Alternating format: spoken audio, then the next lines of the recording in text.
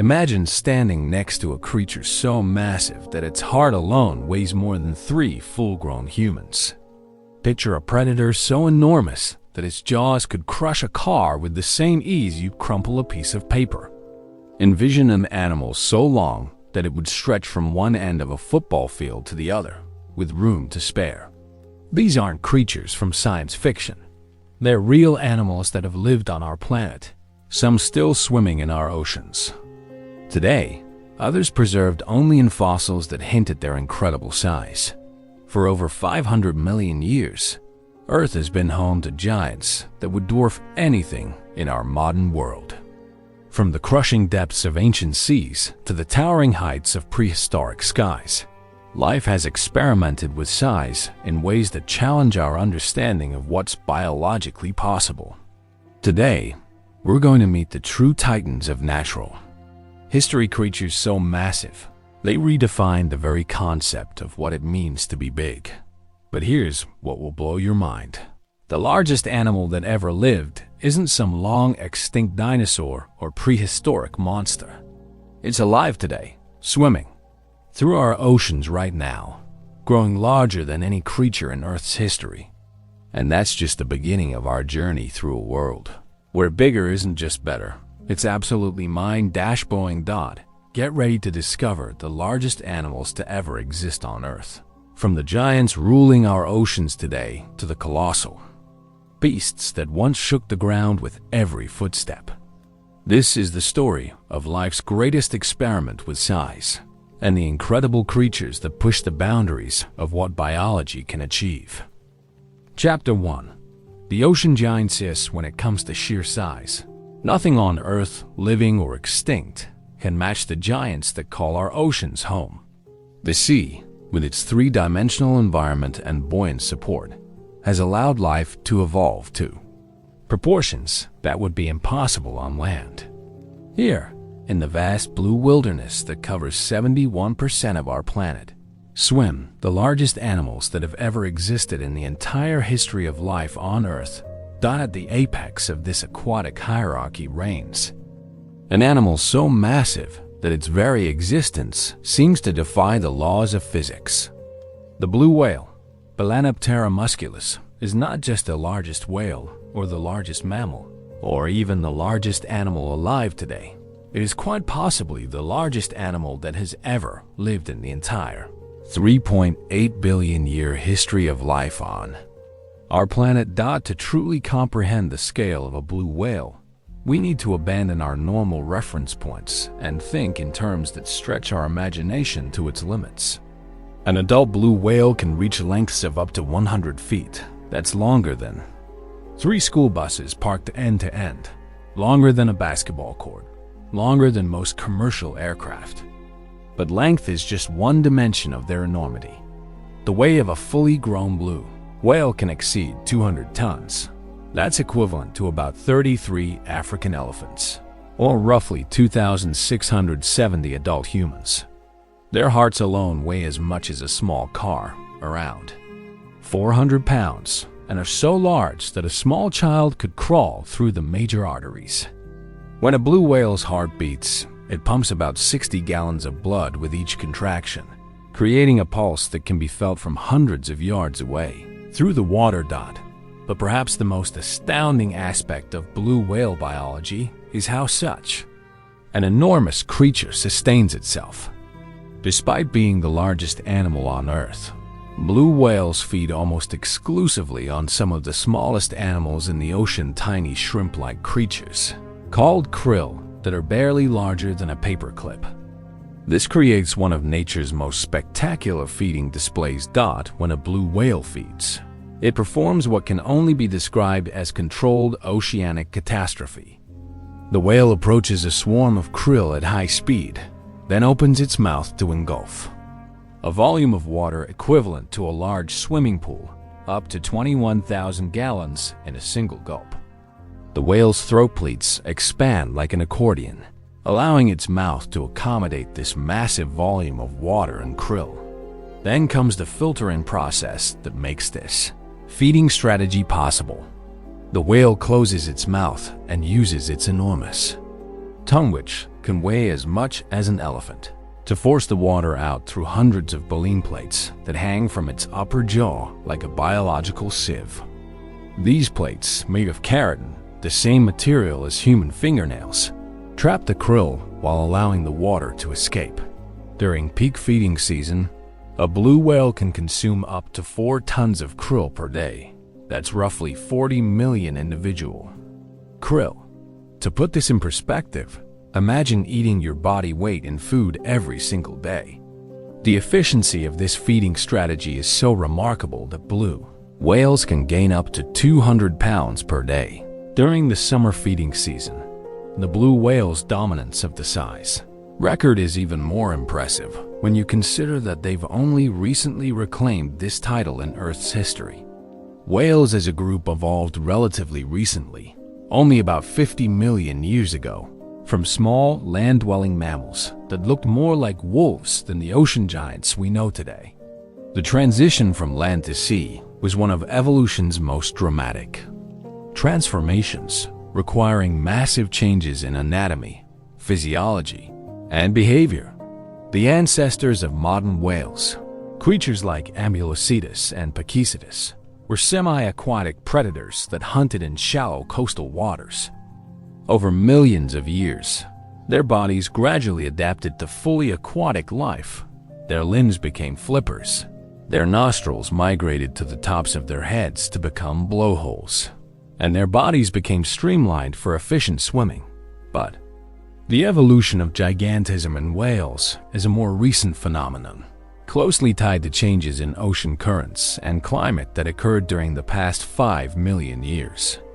The formation of the Panamanian land bridge and the onset of Ice Age cycles created the nutrient-rich, seasonal feeding grounds that could support populations of animals as massive as blue whales.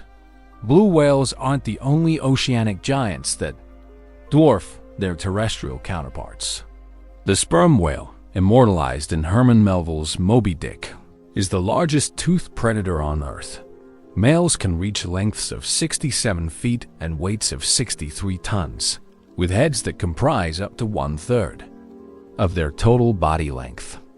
These massive heads house the largest brains of any animal on Earth, weighing up to 17 pounds and containing billions of neurons that enable complex social behaviors and echolocation abilities that border on the supernatural. Sperm whales are deep-diving specialists capable of descending to depths of over 7,000 feet and holding their breath for up to 90 minutes. In the crushing darkness of the deep ocean, they hunt giant squid in battles that would seem mythological if we didn't have the scars on recovered whale carcasses to prove they actually happen. These epic confrontations between titans take place in an alien world where pressure would instantly crush a human being, yet represent just another day in the life of Earth's largest predators. The fin whale, reaching lengths of up to 88 feet, is the second largest animal on Earth and one of the fastest of the great whales. Despite their enormous size, fin whales can reach speeds of up to 25 miles per hour, earning them the nickname greyhounds of the sea. Their asymmetrical coloration, dark on the left side of the head and light on the right, is unique among whales and may help them disorient schools of fish during feeding. Bowhead whales, while not as large as blue whales, hold the record for longevity among mammals. These Arctic specialists can live for over 200 years, with some individuals possibly reaching ages of 250 years or more. Imagine a whale alive today that was born before the American Civil War, that has witnessed the entire Industrial Revolution from beneath the ice. Their massive heads, which can be up to 40% of their total body length, are powerful enough to break through sea ice over a foot thick. The gray whale undertakes one of the longest migrations of any mammal, traveling up to 14,000 miles round trip, between feeding grounds in Alaska and breeding lagoons in Mexico. Despite weighing up to 40 tons, these giants navigate with precision that puts human GPS systems to shame, following routes that have been used for millions of years. Humpback whales, perhaps the most acrobatic of the giants, perform spectacular breaches that launch their 40-ton bodies almost completely out of the water. The energy required for a humpback whale to breach is equivalent to a human jumping over a 20-story building. They're also the composers of the ocean, creating complex songs that can last for hours and travel across entire ocean basins. But whales aren't the only oceanic giants that push the boundaries of size. The whale shark, despite its name, is actually a fish, the largest fish in the world. These gentle giants can reach lengths of up to 40 feet and weights of 20 tons, yet feed almost exclusively on plankton and small fish. Swimming alongside a whale shark is like floating next to a living submarine. Their massive forms moving through the water with a grace that belies their enormous size. Great white sharks, the apex predators that have ruled the oceans for millions of years, can reach lengths of over 20 feet and weights of 5,000 pounds. But even these legendary predators pale in comparison to their prehistoric relatives. Megalodon, the giant shark that went extinct about 3.6 million years ago, may have reached lengths of up to 82 feet larger than most modern whales. The oceans. Giants exist in a world that operates by different rules than the terrestrial realm. Water provides buoyant support that allows animals to reach sizes that would be impossible on land, where gravity would crush such massive creatures under their own weight. The three-dimensional environment of the ocean also provides more space for giants to move and feed, while the density of water enables filter feeding strategies that can support enormous animals on tiny prey. Temperature regulation. One of the major challenges facing large land animals is less problematic in the ocean's thermally stable environment.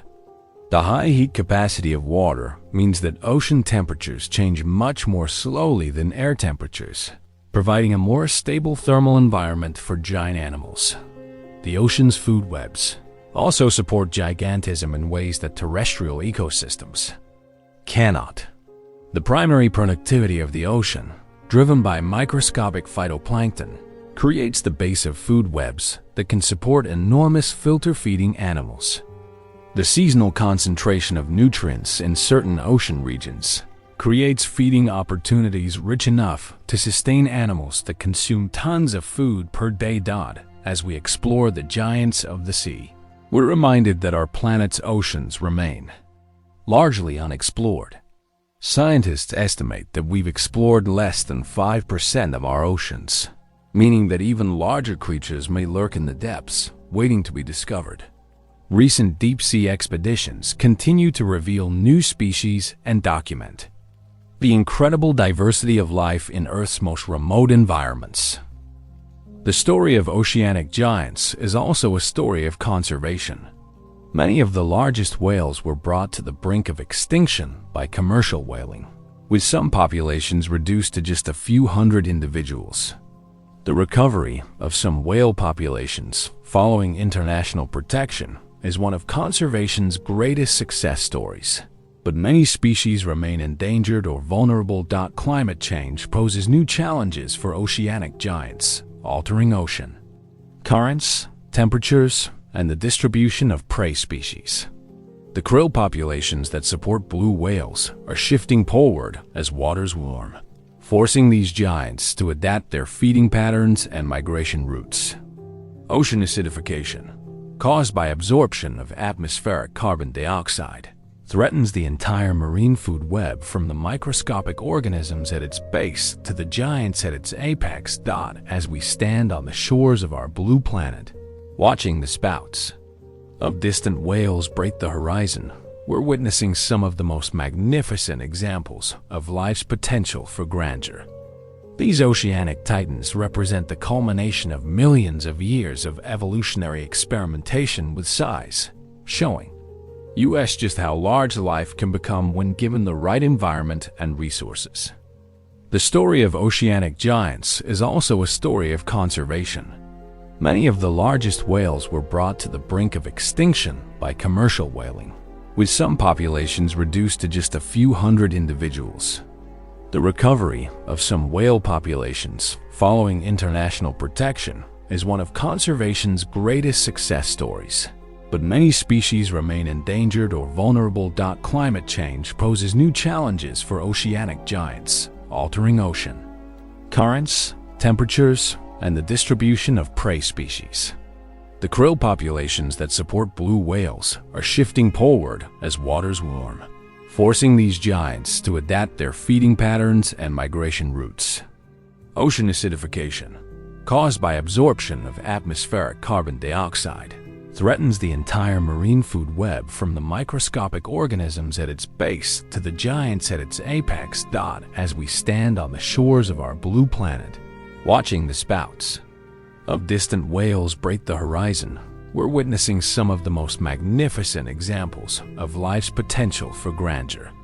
These oceanic titans represent the culmination of millions of years of evolutionary experimentation with size, showing us just how large life can become when given the right environment and resources. Chapter 2. The land titans. While the oceans may rule the size records today, the land has been home to some of the most spectacular giants in Earth's history. From the thunderous footsteps of massive dinosaurs to the ground-shaking movements of prehistoric mammals, terrestrial environments have produced creatures that challenge our understanding of what's biologically possible on solid ground. The story of land giants begins with understanding the unique challenges and opportunities that terrestrial life presents. Unlike the buoyant support provided by water, land animals must support their entire body weight against the relentless pull of gravity. This fundamental constraint has shaped the evolution of size in ways that create both limitations and remarkable innovations in biological engineering. Today's largest land animal, the African bush elephant, provides a perfect example of how evolution has solved the challenges of terrestrial gigantism. Standing up to 13 feet tall at the shoulder and weighing up to 14 tons, these magnificent creatures are living monuments to the power of evolutionary engineering. Their massive legs function like biological pillars, with bones that have evolved to distribute weight efficiently and minimize stress fractures. The elephant's trunk, containing over 40,000 muscles, is perhaps the most sophisticated appendage in the animal kingdom. This remarkable organ can lift objects weighing over 700 pounds, while remaining sensitive enough to pick up a single blade of grass. The trunk serves as hand, nose, snorkel, and communication device all in one, demonstrating how large animals must develop specialized features to maintain functionality at massive scales. But African elephants, impressive as they are, represent just a fraction of the size achieved by some of their prehistoric relatives. During the Pleistocene epoch, various species of proboscideans, the elephant family, reached truly staggering proportions. The straight-tusked elephant of Europe, Paleoloxodon antiquus, may have reached heights of 15 feet and weights of up to 18 tons, larger than any elephant species alive today. Even more impressive were the gomphotheres and mastodons that populated the Americas. Some species, like Cuvironeus, possessed elaborate tusk configurations and body sizes that dwarfed modern elephants. These giants played crucial roles in shaping prehistoric ecosystems, acting as ecosystem engineers that modified landscapes through their feeding and movement patterns. However, when we talk about the ultimate land giants, we must journey back much further in time, to an era when reptiles ruled the earth and achieved sizes that seemed to mock the laws of physics. The Mesozoic era, spanning from about 252 to 66 million years ago, was the age of dinosaurs, and some of these creatures grew to proportions that still boggle the mind today. The sauropod dinosaurs represent the pinnacle of terrestrial gigantism. These long-necked herbivores didn't just break size records, they obliterated them, creating an entirely new category of what it means to be large. The largest confirmed sauropod specimens suggest animals that stretched over 100 feet in length and weighed upwards of 80 tons, making them among the largest land animals that ever lived. Argentinosaurus huncalensis, discovered in Argentina in the 1990s, may have been the largest of all land animals.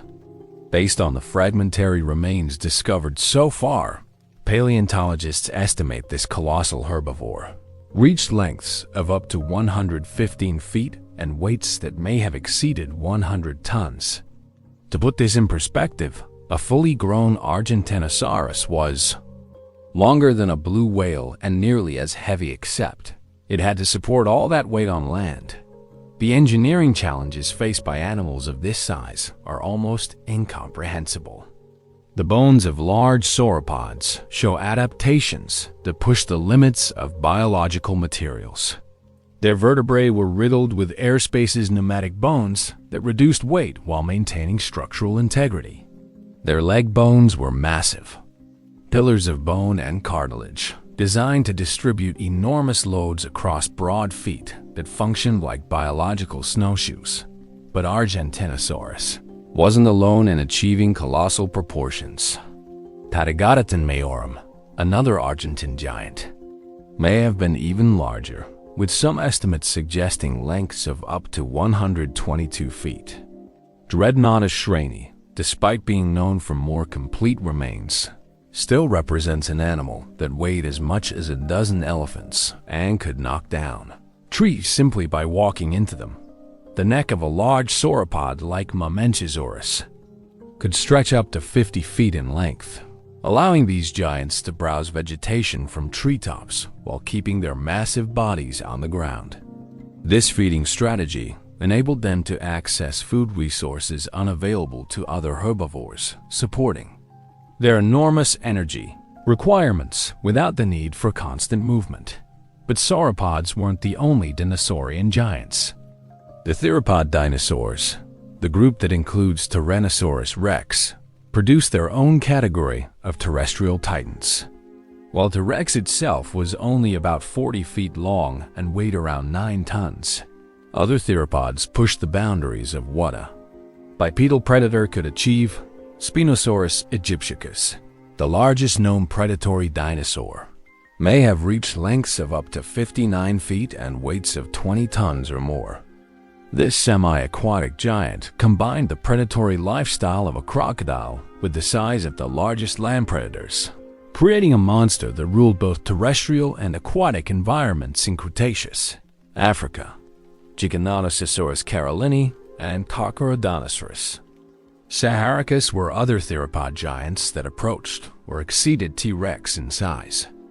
These massive predators had to evolve sophisticated hunting strategies to take down prey that was often much larger than themselves.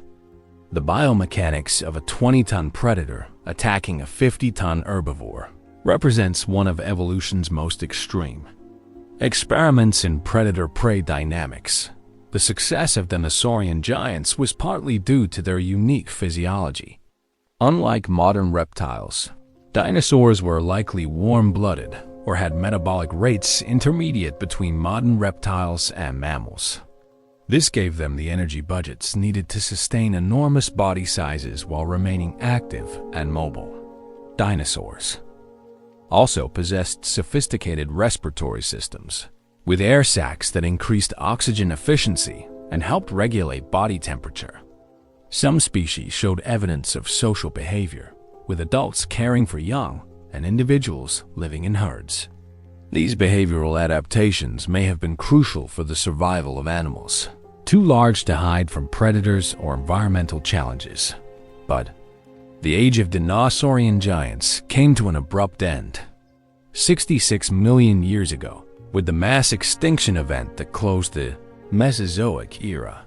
The disappearance of non-avian dinosaurs opened up ecological niches that would eventually be filled by mammals, though it would take millions of years for mammals to achieve sizes comparable to the largest dinosaurs. During the Cenozoic era, the age of mammals, several groups evolved to impressive sizes, though none quite matched the largest dinosaurs. The largest land mammal that ever lived was likely Paraceratherium, an enormous hornless rhinoceros that lived during the Oligocene epoch. About 25 to 35 million years ago, Paraceratherium transoralicum stood up to 18 feet tall at the shoulder and stretched up to 26 feet in length, with body weights estimated at 15 to 20 tons. These massive browsers roamed the forests and grasslands of Central Asia, using their long necks to feed on vegetation up to 26 feet above the ground. They were essentially the mammalian equivalent of sauropod dinosaurs, though they never quite achieved the same massive proportions. The evolution of gigantism in mammals was constrained by several factors that didn't limit dinosaurs to the same extent. Mammalian metabolism requires much more energy per unit body weight than reptilian metabolism, making it more difficult to sustain enormous body sizes. Mammals also give birth to live young rather than laying eggs, which creates additional energetic costs for reproduction. Despite these constraints, some mammalian giants achieved impressive sizes. During the Pleistocene epoch, the Americas were home to ground sloths that reached the size of small elephants. Megatherium americanum, the largest ground sloth, stood up to 12 feet tall on its hind legs and weighed up to 4 tons. These massive herbivores were equipped with enormous claws that they used for stripping vegetation and defending themselves from predators. The Pleistocene also saw the evolution of massive proboscideans across multiple continents. Columbian mammoths in North America reached sizes comparable to the largest modern elephants, while straight-tusked elephants in Europe may have been even larger. These giants shaped their ecosystems in profound ways, creating the parkland environments that supported diverse communities of MEGAFAUNA.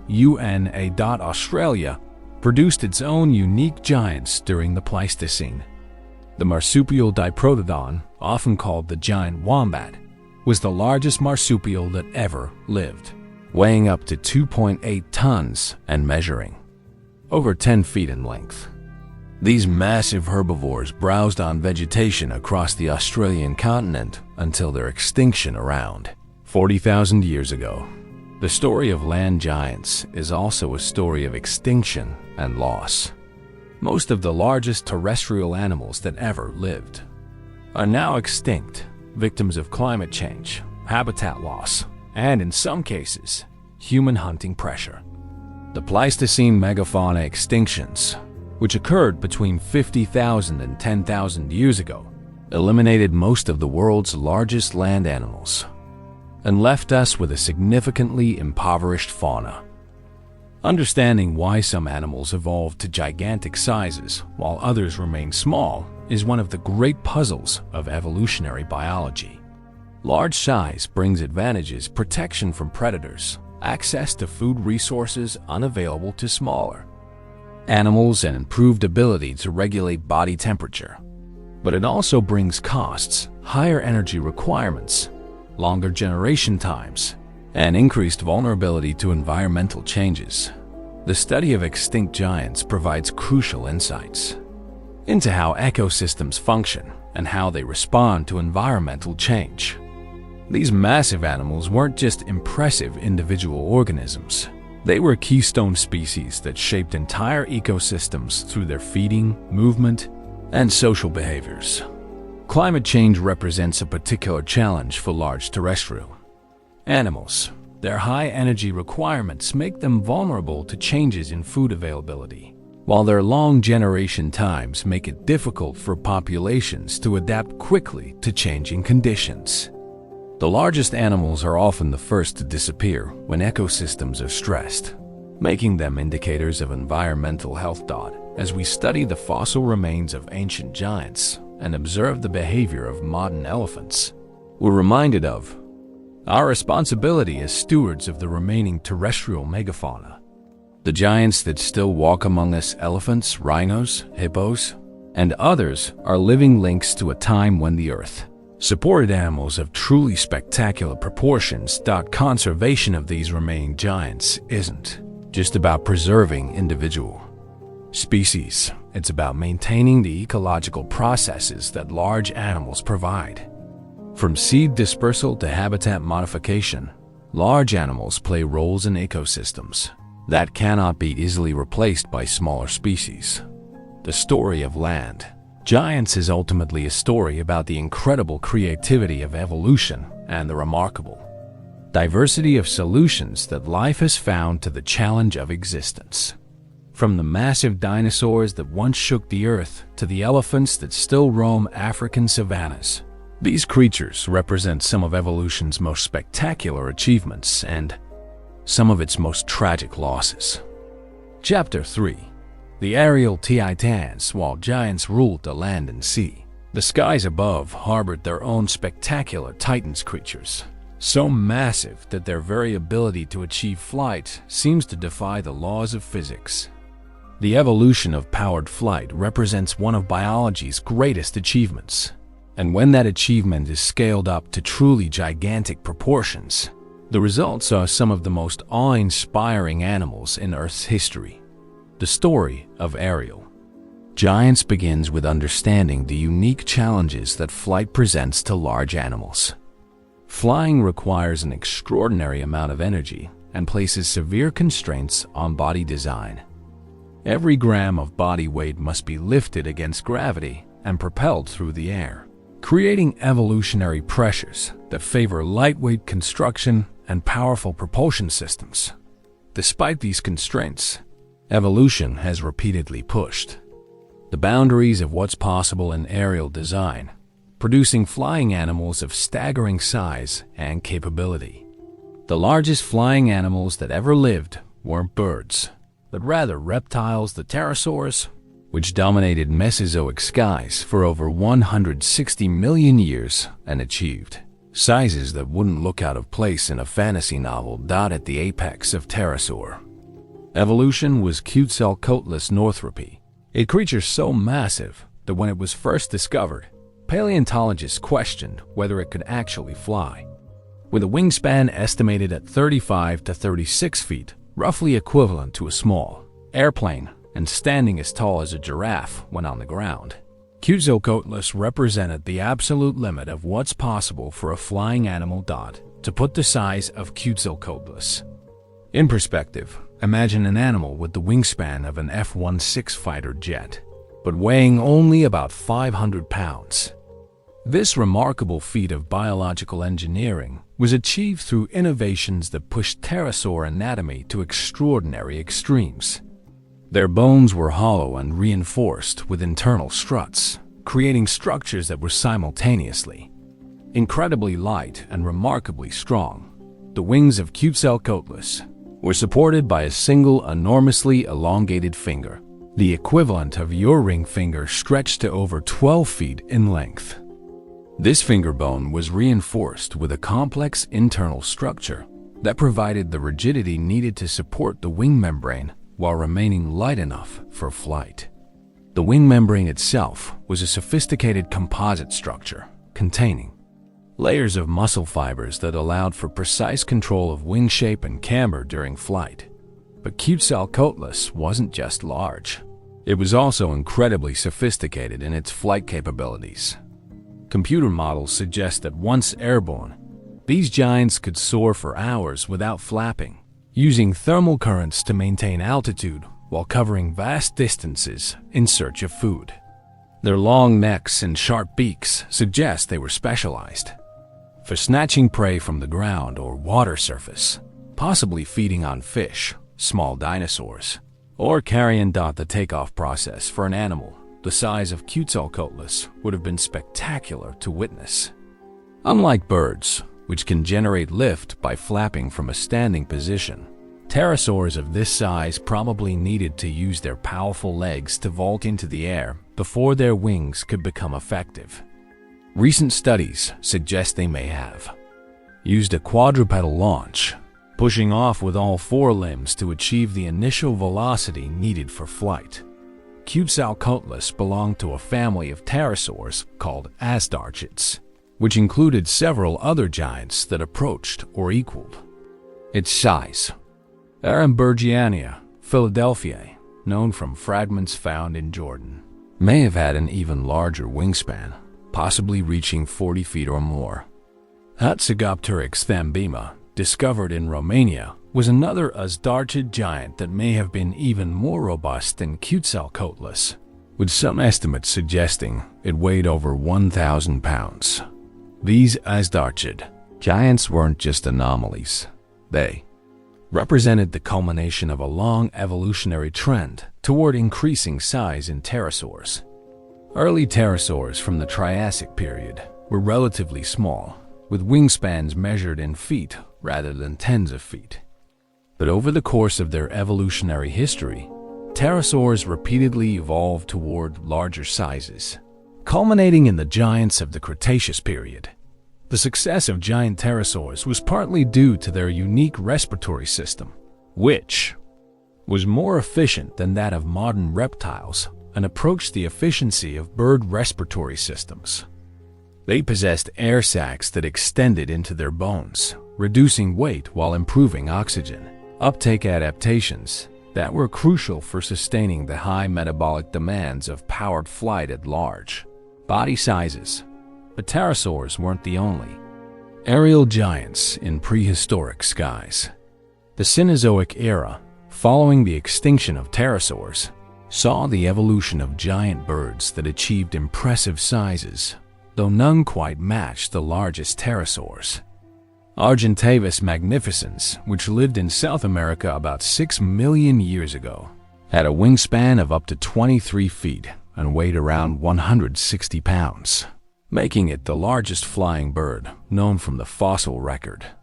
Argentavis was a member of the Teratorns, a family of giant scavenging birds that dominated South American skies during the Miocene and Pliocene epochs. These massive birds were built like scaled-up versions of modern condors, with broad wings optimized for soaring flight and powerful beaks, capable of tearing apart large carcasses. The flight capabilities of Argentavis would have been impressive, even by modern standards.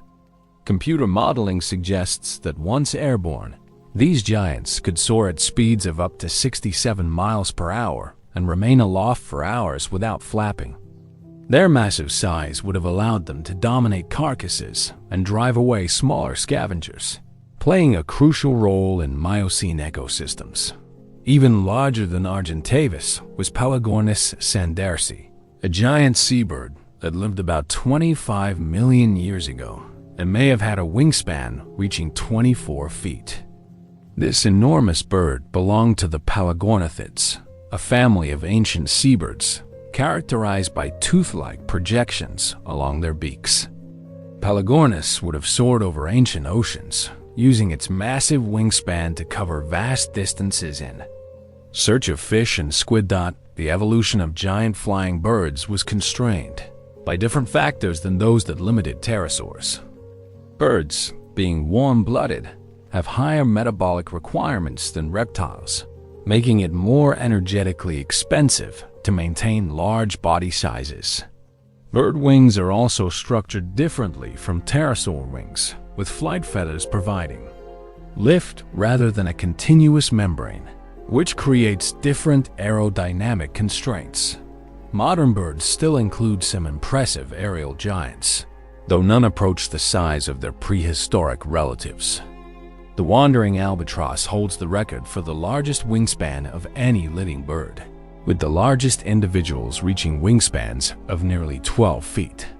These oceanic giants can soar for hours without flapping, covering thousands of miles in their search for food across the Southern Ocean. The Andean condor, with a wingspan of up to 10.5 feet, is the largest flying bird in the Western Hemisphere and one of the heaviest flying birds in the world, weighing up to 33 pounds. These magnificent scavengers can soar to altitudes of over 18,000 feet, using thermal currents to maintain flight while scanning vast areas for carrion. California condors, critically endangered giants with wingspans reaching 9.5 feet, represent one of conservation's most intensive efforts. Reduced to just 27 individuals in the wild by the 1980s, These giants have been brought back from the brink of extinction through captive breeding programs, though they remain one of the world's rarest birds. The challenges facing aerial giants, both prehistoric and modern, provide insights into the constraints that govern the evolution of flight. Large flying animals must balance the energetic costs of flight against the benefits of aerial mobility, leading to specialized feeding strategies and flight behaviors that maximize efficiency. Thermal soaring, used by most large flying animals, represents an energy-efficient solution to the challenge of staying aloft at large body sizes. By utilizing rising columns of warm air, large birds and presumably prehistoric pterosaurs can remain airborne for hours while expending minimal energy, allowing them to cover vast distances in search of food. The study of ancient aerial giants also provides crucial insights into ancient ecosystems and climate conditions.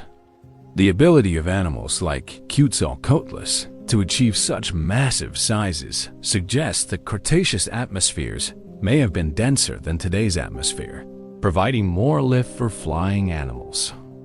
Changes in atmospheric composition and density over geological time may have been one of the factors limiting the maximum size of flying animals. Ocean currents and wind patterns also play crucial roles in supporting large flying animals, particularly seabirds that depend on consistent winds for efficient soaring flight. Changes in global climate patterns affect these wind systems, with implications for the distribution and survival of large flying species. The extinction of giant pterosaurs at the end of the Cretaceous period eliminated an entire category of aerial giants, leaving birds as the sole inheritors of powered flight among vertebrates. The reasons for pterosaur extinction remain debated, but may have involved competition with birds, changes in climate and atmospheric conditions, or simply bad luck during the mass extinction event. Conservation of modern aerial giants faces unique challenges. Large flying animals typically have vast ranges that cross political boundaries, making international cooperation essential for their protection. They're also vulnerable to human infrastructure, with power lines, wind turbines, and aircraft posing collision hazards for large birds. Climate change affects aerial giants in complex ways, altering wind patterns, ocean currents, and the distribution of food resources. Rising sea levels threaten coastal nesting sites, while changes in ocean productivity affect the marine food webs that support large seabirds. The story of aerial titans reminds us that the skies above us were once filled with giants that dwarf anything flying today. From the impossible grandeur of Quetzalcoatlus soaring over Cretaceous landscapes to the graceful flight of modern albatrosses across southern ocean swells, aerial giants represent some of evolution's most spectacular achievements in biological engineering. These creatures push the boundaries of what's physically possible for flying animals, creating solutions to the challenge of aerial locomotion that inspire modern aircraft design. Their study continues to provide insights into aerodynamics, materials science, and the fundamental limits of biological flight. As we watch modern condors soaring over mountain peaks or albatrosses gliding over ocean waves, we're witnessing the descendants of an ancient lineage that has mastered the art of flight at massive scales. These living giants carry within their genes the accumulated wisdom of millions of years of aerial evolution, representing both the achievements of the past and the possibilities of the future. Chapter 4. The Aquatic Leviathan. As long before whales ruled the oceans, Earth's ancient seas were dominated by reptilian leviathans that make today's marine predators look like minnows. During the Mesozoic era, when dinosaurs ruled the land and pterosaurs conquered the skies, the oceans teemed with monsters of such colossal proportions and fearsome capabilities that they seemed to belong more to mythology than natural history. These weren't just large marine animals, they were evolutionary. Experiments in aquatic gigantism that pushed the boundaries of what was possible for air-breathing vertebrates living in the sea. The marine reptiles of the Mesozoic represent some of the most successful adaptations to oceanic life ever achieved by reptiles, and some grew to sizes that rivaled or exceeded modern whales. The story of these aquatic giants begins in the Triassic period, about 250 million years ago, when several groups of reptiles independently made the transition from land to sea. This transition required massive evolutionary changes.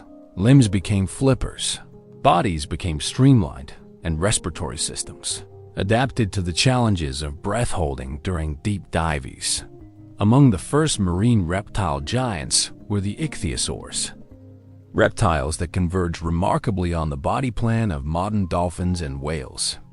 The largest ichthyosaurs achieved truly staggering proportions. Shastasaurus pacificus, which lived during the late Triassic period about 210 million years ago, may have reached lengths of up to 69 feet, making it larger than most modern whales and one of the largest vertebrates that ever lived on. To put Shastasaurus in perspective, imagine a dolphin scaled up to the size of a sperm whale, with flippers that could span 20 feet and a skull alone measuring over 10 feet in length. These weren't just big fish, they were air-breathing reptiles that had become so perfectly adapted to marine life that they gave birth to live young in the water and never needed to return to land. The ichthyosaurs achieved their massive sizes through a feeding strategy that paralleled modern baleen whales.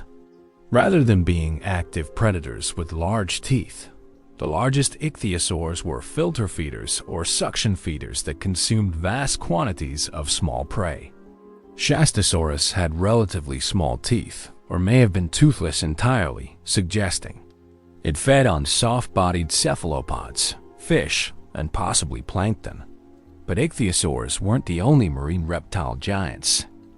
The plesiosaurs, with their distinctive long necks and 4 large flippers, produced some of the most bizarre and enormous marine predators in Earth's history.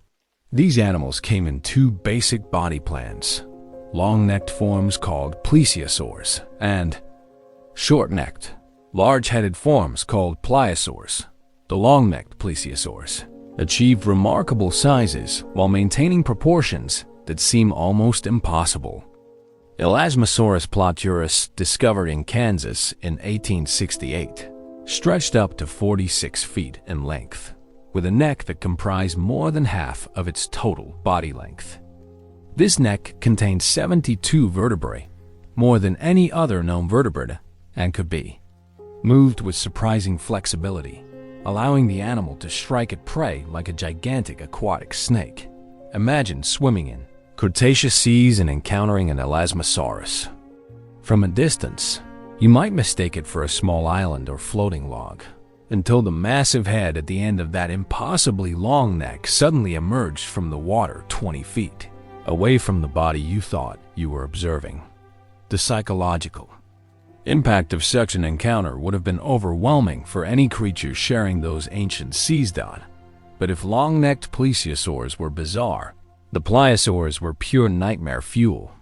These short-necked marine reptiles evolved into some of the most formidable predators that ever lived, combining massive size with crushing jaws and teeth like railroad spikes. Leadsichthys problematicus, while technically a fish rather than a reptile, deserves mention as potentially the largest bony fish that ever lived, with length estimates ranging from 54 to 89 feet. However, it was Liopleurodon ferox and its relatives that truly epitomized the terror of Mesozoic seas. While popular media has often exaggerated the size of Liopleurodon, it was probably only about 33 feet long. It was still a predator of unprecedented power. Its skull alone measured over 8 feet in length and housed jaws that could generate bite forces, estimated at over 33,000 pounds per square inch, making it one of the most powerful biters in Earth's history. The teeth of large pliosaurs were engineering marvels in their own right. Some species had teeth over a foot long, with cutting edges and robust roots, designed to withstand the enormous stresses of attacking and holding struggling prey. These weren't just big teeth. They were precision weapons optimized for delivering devastating wounds to the largest marine animals of their time. Even more impressive than Leoploirodon was Predator X, formerly known as Pliosaurus funki, discovered in Norway and estimated to have reached lengths of up to 50 feet. This Arctic giant lived about 150 million years ago and possessed a skull measuring over 6 feet in length, armed with teeth the size of bananas. Computer models suggest that Predator X could have bitten with a force of over 45,000 pounds per square inch, enough to crush a small car. The hunting strategy of these giant pliosaurs would have been both spectacular and terrifying to witness. Unlike modern marine predators that rely on speed and agility, these giants were ambush predators that use stealth and explosive power to attack prey. They would have lurked in the depths, using their powerful flippers to maintain position before launching devastating attacks on unsuspecting prey animals. The prey of these marine giants included other large marine reptiles, massive fish, and even smaller members of their own species. Bite marks on plesiosaur fossils show clear evidence of pliosaur attacks, while stomach contents of some specimens include the remains of other marine reptiles. These were apex predators in the truest sense, sitting at the top of marine food webs and shaping entire ecosystems through their predation pressure. But perhaps the most remarkable aspect of these marine reptile giants was their global distribution. Fossils of large ichthyosaurs, plesiosaurs, and pliosaurs have been found on every continent, including Antarctica, indicating that these animals successfully colonized oceans worldwide. They dominated marine ecosystems for over 150 million years, far longer than any group of large marine predators before or since the success of Mesozoic marine reptiles was partly due to their sophisticated physiological adaptations. Many species show evidence of being warm-blooded, or at least having elevated metabolic rates compared to modern reptiles. This would have given them the energy budgets needed to sustain large body sizes while remaining active in the cool waters of ancient oceans. Their respiratory adaptations were equally impressive. Large marine reptiles had to be able to hold their breath for extended periods while diving to great depths in search of prey. Some species show evidence of enlarged lung capacity and modified blood chemistry that would have allowed for extended breath holding, similar to adaptations seen in modern diving mammals.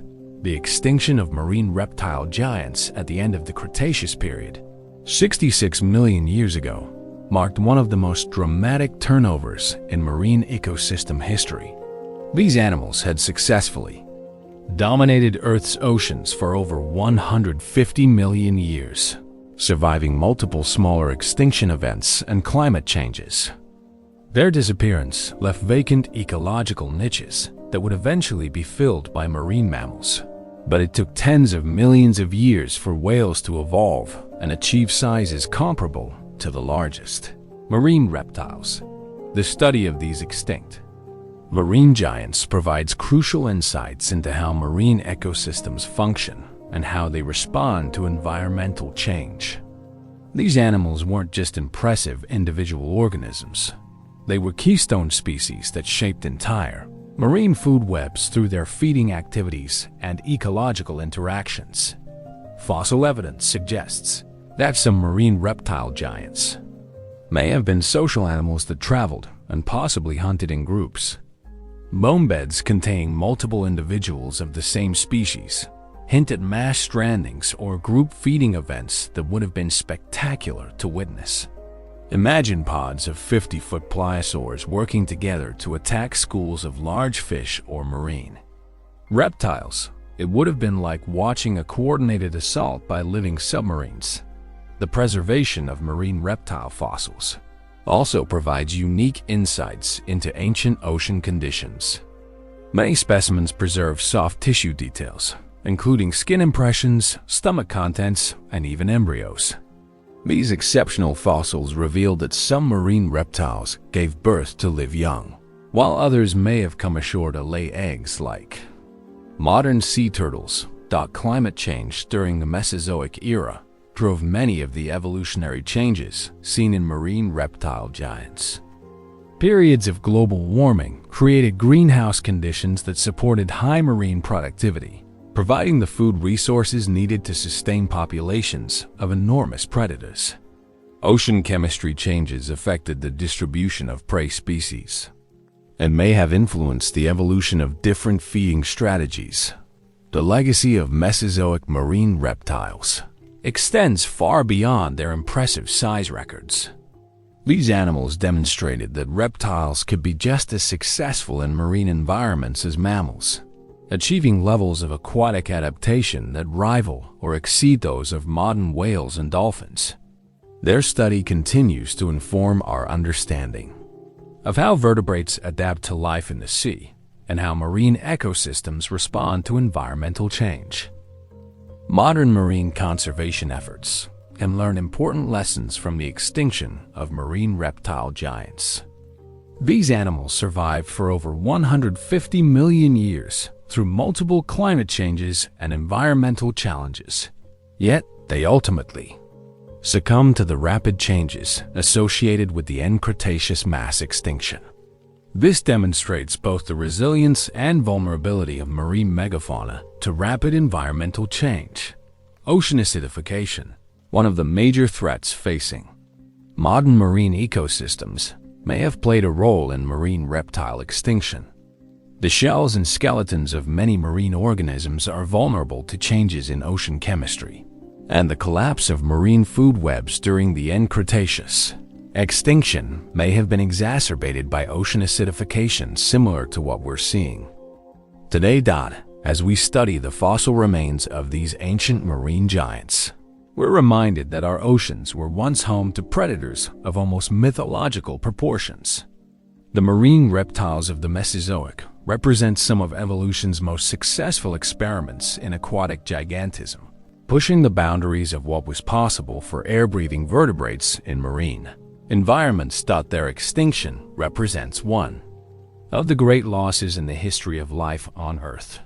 The oceans that emerged from the end Cretaceous extinction were fundamentally different from those that had supported marine reptile giants for over 150 million years. It would take tens of millions of years for marine mammals to evolve and refill some of the ecological roles left vacant by extinct marine reptiles. The story of these aquatic leviathans reminds us that the history of life is filled with experiments in living that produce results far stranger and more spectacular than anything our imaginations might conjure. In the depths of ancient seas, evolution created monsters that were simultaneously beautiful and terrifying, gentle giants and fearsome predators, evolutionary masterpieces that dominated their world for longer than any other group of large predators in Earth's history. Chapter 5. The invertebrate T-Titans. While vertebrates often capture our attention when we think about giant animals, some of the most remarkable size records in Earth's history belong to creatures without backbones. The invertebrates, animals without internal skeletons, have produced giants that challenge our assumptions about what animals without bones can achieve. From colossal squids lurking in ocean depths to ancient arthropods that dwarfed modern lobsters, the world of invertebrate giants reveals evolutionary solutions to the challenge of growing large without internal structural support. The modern ocean harbors some of the most spectacular invertebrate giants, creatures so massive and alien that they seem to belong in science fiction rather than natural history. At the apex of this bizarre hierarchy swim the largest invertebrates on Earth, the colossal squid and giant squid, cephalopods so enormous that they rival sperm whales in size and have inspired legends of sea monsters for centuries. The giant squid, Architeuthis dux, can reach total lengths of up to 43 feet, with tentacles that stretch longer than a school bus. But even more impressive is its cousin, the colossal squid Mesonychoteuthis hamiltoni, which may be even larger and is certainly more robust. While giant squids are built for speed and agility, colossal squids are built like living tanks, with mantles that can reach 6 feet in length and tentacles armed with rotating hooks that can swivel 360 degrees to understand the true magnificence of these cephalopod giants. We need to appreciate the sophisticated biology that allows them to achieve such sizes without any internal skeleton. Their bodies are supported by hydrostatic pressure, essentially using water pressure to maintain structural integrity, like a very sophisticated water balloon. This system allows for incredible flexibility, while still providing the structural support needed for rapid movement and powerful tentacle strikes. The eyes of giant squids are among the largest in the animal kingdom, measuring up to 10 inches in diameter, larger than dinner plates. These massive eyes are adaptations for life in the deep ocean, where even small amounts of light must be captured for navigation and hunting. The resolution of these eyes rivals that of human eyes, giving giant squids the ability to detect the silhouettes of sperm whales against the faint light filtering down from above. The tentacles of giant squids are marvels of biological engineering, capable of extending and contracting with lightning speed while maintaining precise control. Each tentacle is lined with hundreds of suction cups, some as large as dinner plates, that can grip with forces exceeding 200 pounds per square inch. The larger suction cups are ringed with sharp, chitinous teeth that can slice through flesh and grip onto struggling prey. But perhaps the most remarkable aspect of giant squid biology is their intelligence. Cephalopods possess the most sophisticated nervous systems of any invertebrate, with brains that contain hundreds of millions of neurons. Giant squids can change color instantaneously, solve complex problems, and demonstrate forms of learning and memory that approach those of vertebrates. Imagine the intelligence of an octopus scaled up to the size of a whale. That's what we're dealing with when we encounter a giant squid. The battles between giant squids and sperm whales represent some of the most epic predator-prey interactions in the modern world. These encounters take place in the crushing darkness of the deep ocean, where pressures would instantly kill a human being, yet represent routine feeding behavior for both species. Sperm whales bear scars from giant squid tentacles, while giant squid beaks have been found in whale stomachs, providing evidence of these titanic struggles. Recent research suggests that giant squids may be even more widespread than previously thought, with populations existing in deep waters throughout the world's oceans. They represent the apex predators of the deep-sea realm, controlling populations of deep-sea fish and playing crucial roles in deep ocean ecosystems that we're only beginning to understand. But giant squids aren't the only colossal invertebrates in modern oceans. The lion's mane jellyfish, Cyanea capillata, holds the record as one of the longest animals on Earth, with tentacles that can stretch over 120 feet in the largest specimens. These ethereal giants drift through northern oceans like living parachutes, their tentacles streaming behind them in curtains of stinging cells that can paralyze fish and other prey. The bell of a large lion's mane jellyfish can exceed 8 feet in diameter, creating a gelatinous umbrella larger than a small car. Despite their massive size, these jellyfish are over 95% water, representing one of evolution's most efficient solutions to the challenge of achieving large size while minimizing energetic costs. They move through the water by rhythmically contracting their bells, creating propulsion while simultaneously forcing water past their tentacles where prey can be captured. Even more remarkable are the siphonophores, colonial organisms that can achieve lengths rivaling blue whales while maintaining body structures more delicate than tissue paper. Praia dubia, one of the longest siphonophores, can reach lengths of over 130 feet. making it longer than most whales. But unlike whales, siphonophores aren't single animals. They're colonies of hundreds or thousands of individual organisms called zooids, each specialized for different functions like propulsion, feeding, or reproduction. The longest siphonophore ever recorded measured over 150 feet in length, discovered during deep-sea research expeditions in Australian waters. This colonial giant was longer than a blue whale, but thinner than a human hair in some sections, representing an almost impossible combination of massive size and delicate structure. These modern invertebrate giants, impressive as they are, pale in comparison to some of their ancient relatives.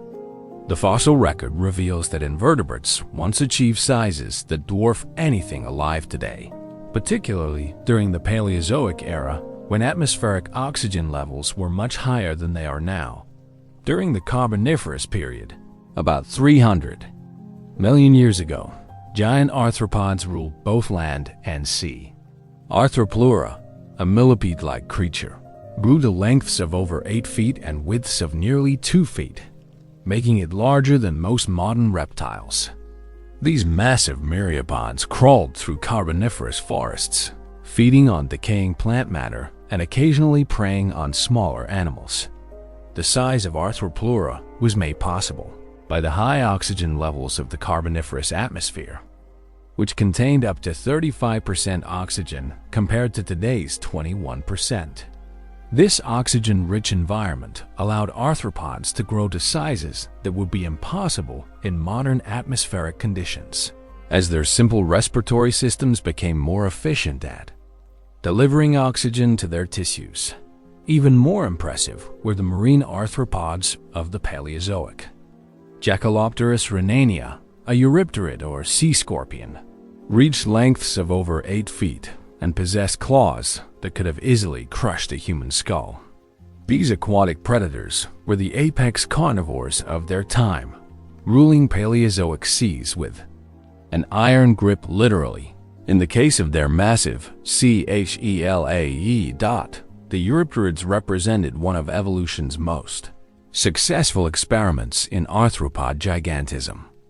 Some species exceeded 9 feet in length and possessed adaptations that made them formidable predators. Their compound eyes provided excellent vision. Their powerful swimming appendages allowed for rapid pursuit of prey, and their massive claws could deliver crushing blows to victims. Ancient cephalopods also achieved sizes that dwarf their modern relatives.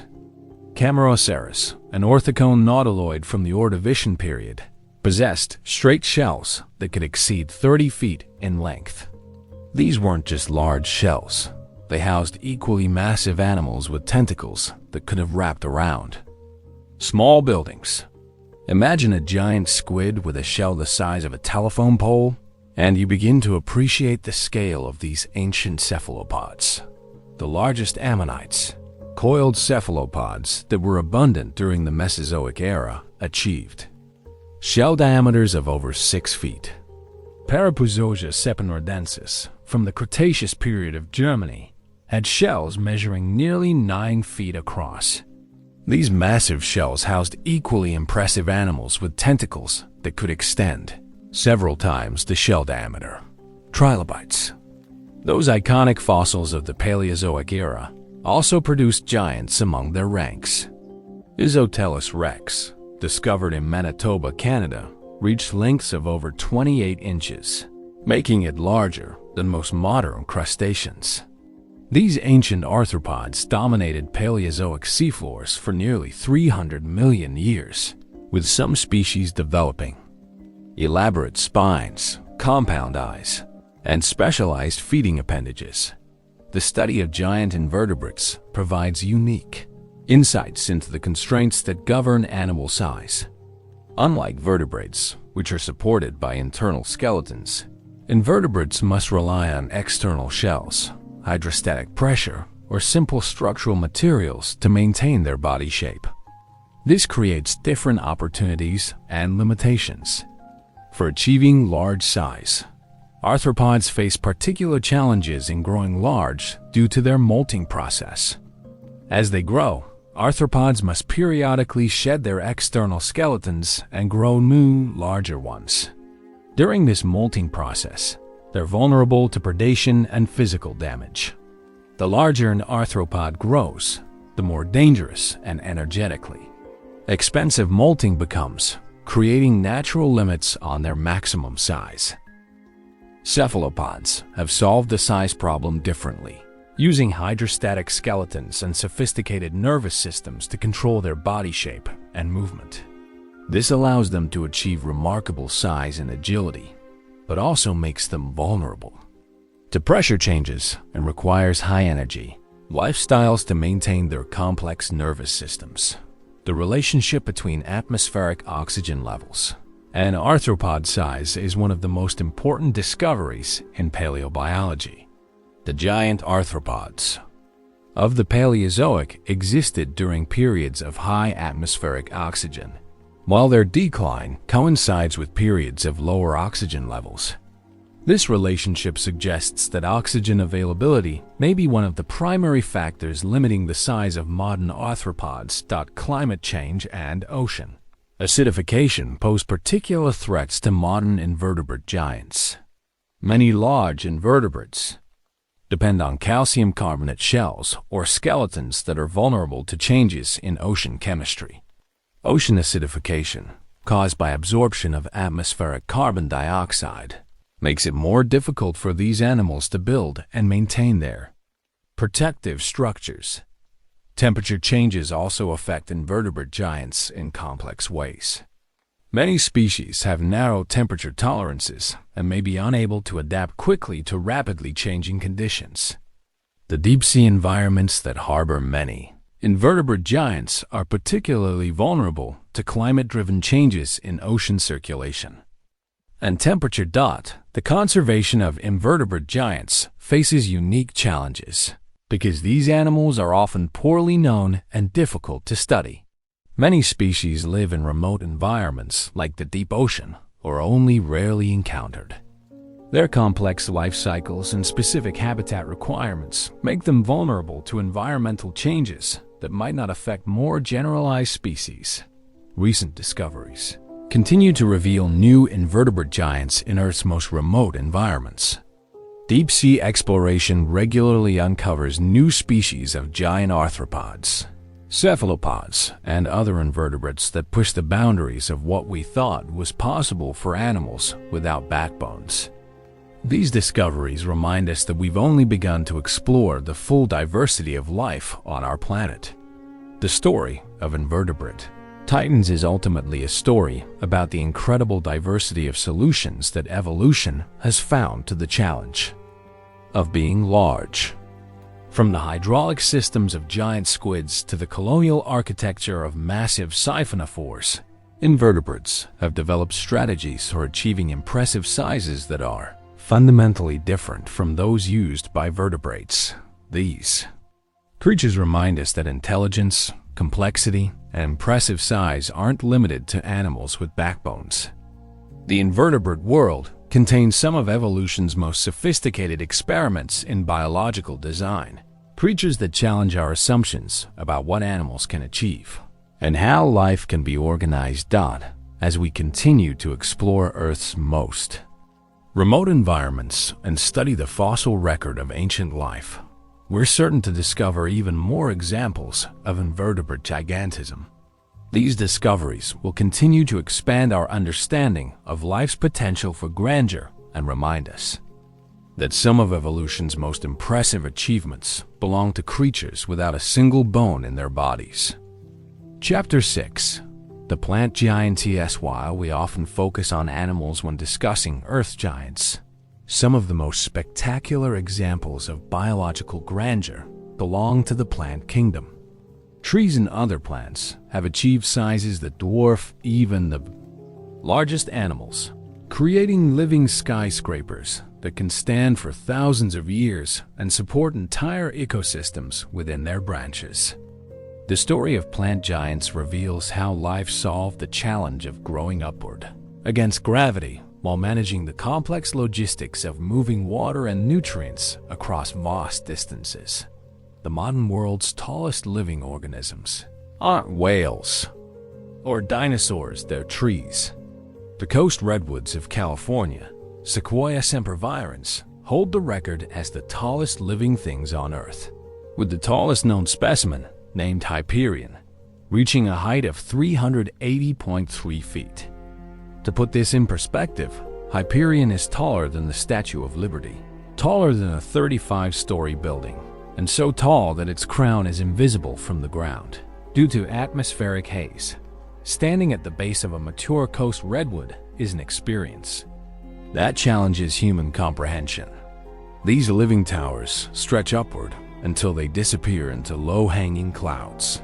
Their trunks so massive that it would take 20 people holding hands to encircle them. The bark alone can be over a foot thick, protecting the tree from fire, insects, and disease while providing habitat for countless smaller organisms. But height is just one dimension of plant gigantism. The giant sequoias of the Sierra Nevada, Sequoiadendron giganteum, may not be quite as tall as coast redwoods, but they exceed them in sheer bulk. The largest giant sequoia, known as General Sherman, has a trunk volume of over 52,000 cubic feet, making it the largest single living organism by volume on Earth. General Sherman weighs an estimated 2.7 million pounds more than 400 African elephants combined. Its base diameter exceeds 30 feet, and its first major branch, located 130 feet above the ground, is over 6 feet in diameter, larger than the trunks of most trees. This single branch is larger than most entire trees in eastern forests. The longevity of these giants adds another dimension to their impressiveness. Some giant sequoias are over 3,000 years old, meaning they were already ancient when the Ramong Empire was at its peak. The oldest known giant sequoia may be over 3,500 years old, making it one of the oldest living things on Earth. Coast redwoods can live even longer, with some specimens estimated at over 2,000 years old. These trees were already mature when the Ramong Empire fell, and they've continued growing through the entire course of human civilization. They represent living links to ancient ecosystems and climate conditions that existed long before human influence became significant. The biology that enables trees to achieve such massive sizes is remarkably sophisticated. The vascular systems of giant trees function like biological skyscrapers, with complex plumbing systems that can move water and nutrients from roots to crown across vertical distances that exceed most human buildings. The physics of water transport in tall trees pushes the limits of what's possible through passive hydraulic systems. Water must be lifted from the roots to the crown through a combination of root pressure, capillary action, and transpiration-driven suction. In the tallest trees, this process must overcome gravitational forces equivalent to lifting water over 35 stories high. The xylem vessels that transport water are marvels of biological engineering, with walls thick enough to withstand enormous pressures while maintaining small enough diameters to enable capillary flow. The structural challenges of growing to extreme heights have led to remarkable adaptations in tree architecture. Coast redwoods have relatively shallow root systems that spread outward rather than downward, sometimes extending over 100 feet from the trunk. These roots interlock with those of neighboring trees, creating mutual support systems that help forests resist wind damage. The wood of giant trees is also specialized for supporting massive loads. Redwood heartwood is remarkably resistant to decay and insect damage, allowing dead wood to continue providing structural support for centuries. The grain structure of the wood is optimized for flexibility, allowing these giants to sway in strong winds without breaking. But modern tree giants, impressive as they are, may be smaller than some of their ancient relatives. The fossil record reveals that plants have experimented with gigantism throughout their evolutionary history, sometimes achieving sizes that exceed anything alive today. During the Carboniferous period, when atmospheric carbon dioxide levels were much higher than today. Trees achieved remarkable heights and developed complex forest ecosystems that supported the evolution of the first terrestrial vertebrates. Lepidodendron, a giant club moss from the Carboniferous period, could reach heights of over 130 feet and trunk diameters of 6 feet. These weren't true trees in the modern sense. They were massive versions of plants that today grow only a few inches tall. Their trunks were hollow, supported by a thin shell of woody tissue, creating structures that were simultaneously massive and remarkably lightweight. Scale trees, another group of Carboniferous giants, developed different solutions to the challenge of growing tall. Some species reached heights comparable to modern redwoods, while maintaining trunk structures that were fundamentally different from modern trees. Their fossilized remains show that ancient forests achieved canopy heights and structural complexity that rivaled modern ecosystems. The cycads and tree ferns of the Mesozoic era also achieved impressive sizes, with some species reaching heights of over 60 feet.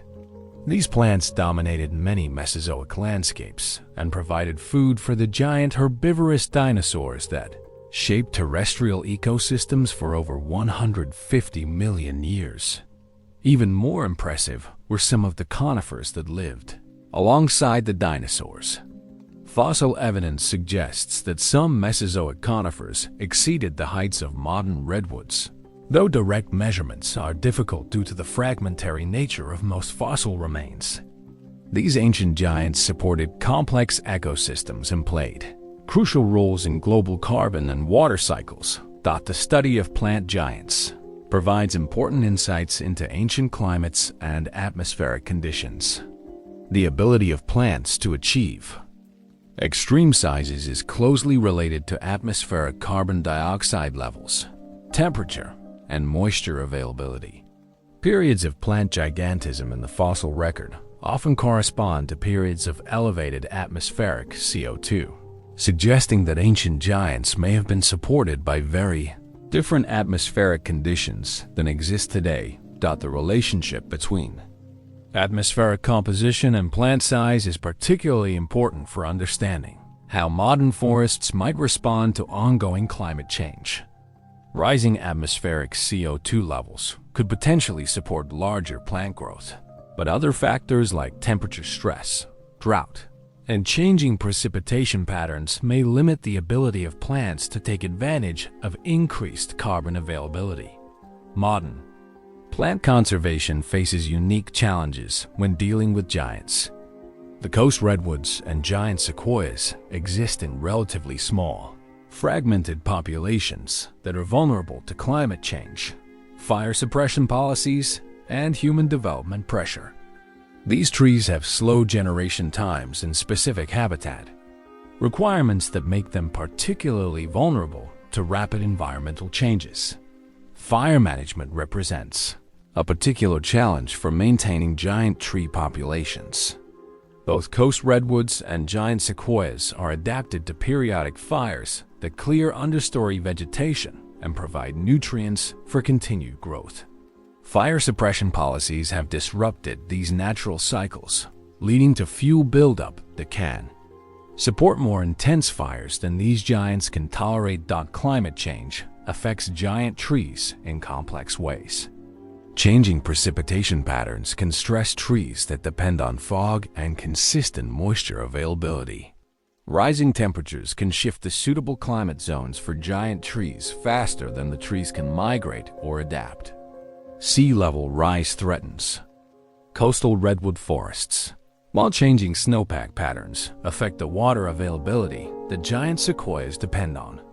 The conservation of plant giants isn't just about preserving individual spectacular trees. It's about maintaining the complex ecosystems that these giants support. Coast redwood forests support unique communities of plants and animals that exist nowhere else on Earth. Many species depend on the specific microclimates created by these massive trees, and their loss would trigger cascading effects throughout entire ecosystems. Giant trees also play crucial roles in global carbon cycles. A single large redwood can store over 30 tons of carbon in its wood, and old-growth forests containing many such giants represent some of the most carbon-dense ecosystems on Earth. The conservation of these forests is increasingly recognized as an important strategy for mitigating climate change. The study of how trees achieve extreme sizes continues to provide insights for human engineering and architecture. The structural solutions that allow trees to grow to great heights while remaining flexible enough to survive storms have inspired designs for tall buildings and other structures. The hydraulic systems that move water through tall trees inform the design of passive water transport systems in buildings. Research on tree giants also contributes to our understanding of aging and longevity. Some of the longest-lived organisms on Earth are trees, and understanding how they maintain cellular function and resist disease over millennia may provide insights into aging processes more generally. Recent discoveries continue to reveal new aspects of plant gigantism. Advanced climbing techniques and canopy research platforms have allowed scientists to study the crown ecosystems of giant trees, revealing complex communities of plants and animals that live their entire lives hundreds of feet above the ground. These canopy ecosystems are among the most biodiverse habitats on Earth, supporting thousands of species in three-dimensional environments created by plant giants. The future of plant giants will depend largely on human conservation efforts and our ability to manage the environmental changes we've set in motion. Climate change represents an unprecedented challenge for trees that evolved under stable climate conditions and have generation times measured in centuries rather than years. However, the remarkable resilience that has allowed some trees to live for thousands of years and survive countless environmental changes provides hope for their continued survival. These living giants represent some of evolution's most successful experiments in biological architecture, and their preservation is crucial for maintaining the ecological and climate stability that supports all life on Earth. The story of plant giants reminds us that size and grandeur in the natural world aren't limited to charismatic animals. The largest and longest-lived organisms on our planet are trees, quiet giants that have been shaping ecosystems and supporting biodiversity for hundreds of millions of years. Their continued presence is both a link to ancient worlds and a foundation for future ecosystems, representing the enduring power of life to reach toward the sky and achieve truly monumental proportions. Chapter 7. The Microscopic Titans. While we marvel at the giants visible to the naked eye, some of the most remarkable examples of size in the natural world exist at scales so small they challenge our very concept of what it means to be large. In the microscopic realm, single-celled organisms have achieved sizes that dwarf most plants and animals, creating biological structures that blur the line between individual organism and living ecosystem. The story of microscopic giants begins with rethinking our assumptions about cellular life. Most people think of bacteria and other microorganisms as tiny, invisible creatures that exist at the limits of life's miniaturization. But evolution has produced single-celled organisms that are larger than many multicellular animals, challenging our understanding of what a single cell can achieve. At the apex of microscopic gigantism sits Caulerpa taxifolia, a single-celled marine alga that can grow to lengths exceeding 10 feet. Despite being technically a single cell, this remarkable organism can cover vast areas of seafloor, creating underwater meadows that support complex ecosystems. Each individual Caulerpa plant, if we can call it that, consists of a single continuous cytoplasm enclosed by a single cell membrane, making it one of the largest cells known to science. The biology of Caulerpa defies many principles we associate with cellular life. Normal cells are limited in size by the need to maintain adequate surface area for gas and nutrient exchange relative to their volume. As cells grow larger, their volume increases faster than their surface area, creating problems with waste removal and nutrient transport. Caulerpa has solved this problem through elaborate internal architecture that creates massive amounts of internal surface area within the single cell. The cell walls of Dolly's walls. The body's internal architecture that creates massive amounts of internal surface area within the single cell. The cell walls of this problem ferment through elaborate internal architecture that creates massive amounts of internal cell cells. The cell walls of Caulerpa are reinforced with complex structural proteins that allow them to maintain their shape despite enormous internal pressures. The cytoplasm contains thousands of nuclei and organelles that coordinate the cell's activities across distances that would be impossible in normal cells. This creates what is essentially a single cell with the organizational complexity of a multicellular organism. Even more impressive are the xenophyophores, giant single-celled organisms that live in the deep ocean and can reach sizes of over 8 inches in diameter. These mysterious creatures build elaborate shells from sediment particles and foreign objects, creating structures that look more like alien architecture than biological organisms. Some xenophyophores create branching networks that can span several feet, making them among the largest single-celled organisms on Earth. Xenophyophores represent one of biology's most extreme experiments in cellular gigantism.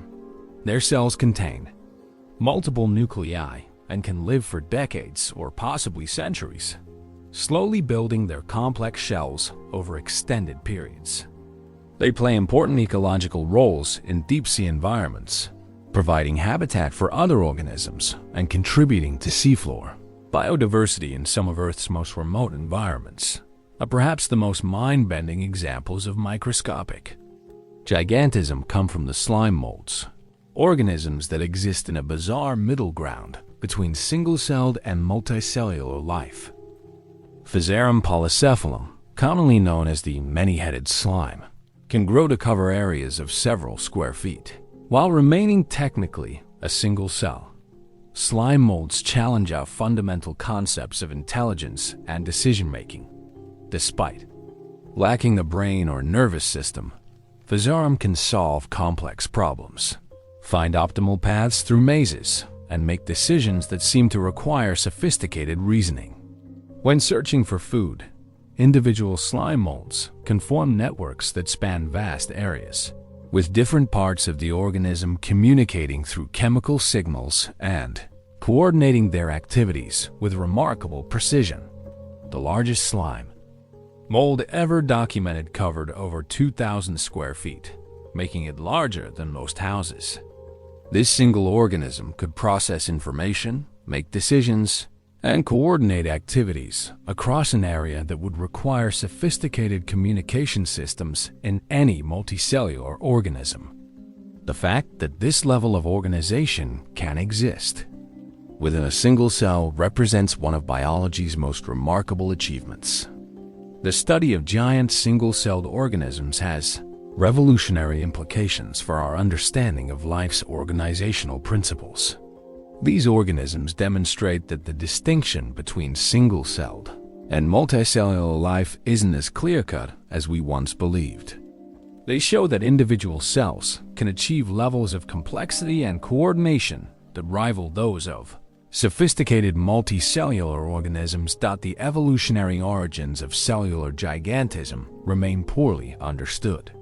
Most giant single-celled organisms exist in environments where their size provides specific advantages: access to resources unavailable to smaller cells, ability to span large distances, or protection from predation. But the mechanisms that allow these cells to overcome the normal constraints on cellular size represent some of biology's most sophisticated solutions to fundamental problems. The fossil record provides tantalizing glimpses of ancient, microscopic giants that may have exceeded anything alive today. Some Paleozoic foraminifera, single-celled marine organisms that build shells, reached sizes of several inches in diameter. These ancient giants lived in warm, productive seas and may have achieved sizes that dwarf their modern relatives. Aquatarchs. Mysterious microfossils from the Precambrian era include some specimens that reach sizes of several millimeters enormous by microbial standards. These ancient organisms may represent some of the earliest experiments in cellular gigantism, though their exact nature remains debated by paleontologists. The stromatolites built by ancient cyanobacteria represent some of the largest structures ever created by microorganisms. These layered rock formations, built over thousands of years by successive generations of bacteria, can reach heights of several feet and represent some of the earliest evidence of life on Earth. While individual bacteria remained microscopic, their collective activities created structures that rivaled the size achievements of much later multicellular organisms. Modern biotechnology has begun to harness the unique properties of giant single-celled organisms for various applications. Caulerpa and other giant algae are being studied for their potential in biofuel production, as their rapid growth rates and high biomass production make them promising candidates for sustainable energy production. Slime molds like Physarum are being used to model complex network problems, from designing efficient transportation systems to understanding how biological networks optimize their structure. Their ability to find optimal solutions to connectivity problems has inspired new approaches to computer science and network design. The study of xenophyophores and other deep-sea giants provides insights into life in extreme environments and may inform our search for life on other planets. These organisms demonstrate that life can achieve remarkable size and complexity, even in environments that seem hostile to biological activity. Climate change and ocean acidification pose particular threats to microscopic giants. Many of these organisms depend on specific temperature and chemistry conditions that are being altered by human activities. Ocean acidification affects the ability of shell-building organisms like foraminifera to construct their protective structures, while temperature changes can disrupt the delicate physiological processes that enable cellular gigantism. The conservation of microscopic giants faces unique challenges because these organisms are often poorly known and difficult to study. Many species may go extinct before they're even discovered, particularly in threatened environments like deep-sea habitats and coral reefs. Recent advances in microscopy and molecular biology continue to reveal new examples of cellular gigantism and provide insights into how these remarkable organisms function. High-resolution imaging techniques allow scientists to study the internal architecture of giant cells in unprecedented detail, revealing organizational principles that were previously invisible. The discovery of new giant single-celled organisms continues at a rapid pace, particularly in deep-sea and other extreme environments. Each new discovery expands our understanding of life's potential for achieving remarkable size and complexity at the cellular level. The story of microscopic titans reminds us that size and complexity in biology aren't always correlated with multicellularity. Some of life's most remarkable achievements in organization and coordination occur within single cells that push the boundaries of what we thought was biologically possible. These organisms challenge our fundamental concepts about the nature of life and the relationship between structure and function in biological systems. They demonstrate that evolution can find solutions to organizational problems that seem to require multicellular complexity, using only the resources available within a single cell membrane. As we continue to explore the microbial world, we're certain to discover even more examples of cellular gigantism that challenge our assumptions about the limits of single-celled life. These discoveries will continue to expand our understanding of biology's creative potential and remind us that some of life's most impressive achievements occur at scales so small they're invisible to the naked eye. Chapter 8. The Fossil Titans. Fossil record preserves evidence of giants that dwarf anything alive today, creatures so massive and bizarre that they seem to belong to alien worlds rather than Earth's history. These fossil titans represent evolution's boldest experiments with size, pushing biological systems to extremes that challenge our understanding of what life can achieve. From marine reptiles, larger than modern whales, to arthropods, the size of automobiles, the deep past harbored giants that make today's largest animals look modest by comparison. Perhaps no group of fossil giants captures the imagination quite like the dinosaurs, but even within this legendary group, some species achieve sizes that seem to mock the laws of physics. The latest discoveries from Argentina have revealed sauropod dinosaurs that may have exceeded 130 feet in length and weighed over 100 tons, making them not just the largest land animals that ever lived, but among the largest animals of any kind. In Earth's history, Patago Titan Mayorum, discovered in Argentina's Patagonia region, represents the current record holder for the largest dinosaur ever found. Based on the massive bones recovered so far, paleontologists estimate this titan reached lengths of up to 122 feet and weighed between 69 to 77 tons. To visualize this scale, imagine an animal longer than 3 school buses placed end to end, weighing as much as 12 African elephants, walking on 4 legs through Cretaceous forests. But Patagonia may not hold its record for long. Ongoing excavations in Argentina continue to uncover fragmentary remains of even larger sauropods.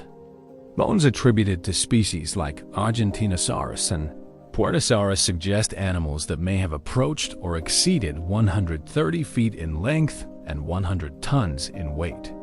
These partial skeletons tantalize paleontologists with the possibility that truly colossal dinosaurs animals approaching the size of blue whales once walked the Earth.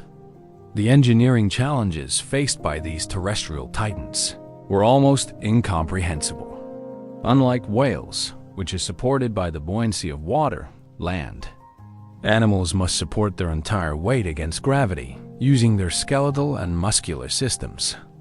The bones of giant sauropods show remarkable adaptations that pushed biological materials to their absolute limits. The vertebrae of the largest sauropods were architectural marvels, riddled with air spaces that reduced weight while maintaining structural integrity. These pneumatic bones worked like biological I-beams, providing maximum strength with minimum weight. The leg bones were massive columns of bone and cartilage, designed to distribute enormous loads across feet that functioned like biological snowshoes. The necks of giant sauropods represented perhaps the most extreme examples of biological engineering ever achieved. Some species, like Mamenchisaurus, possessed necks that stretched up to 50 feet in length, supported by elaborate systems of muscles, tendons, and air sacs.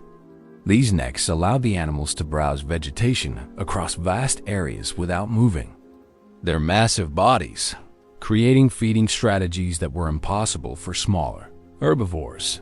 But dinosaurs weren't the only terrestrial giants of the Mesozoic era. The period also saw the evolution of massive crocodilians that dwarfed their modern relatives. Sarcosuchus imperator, known as Supracroc, reached lengths of up to 40 feet and weighed over 8 tons.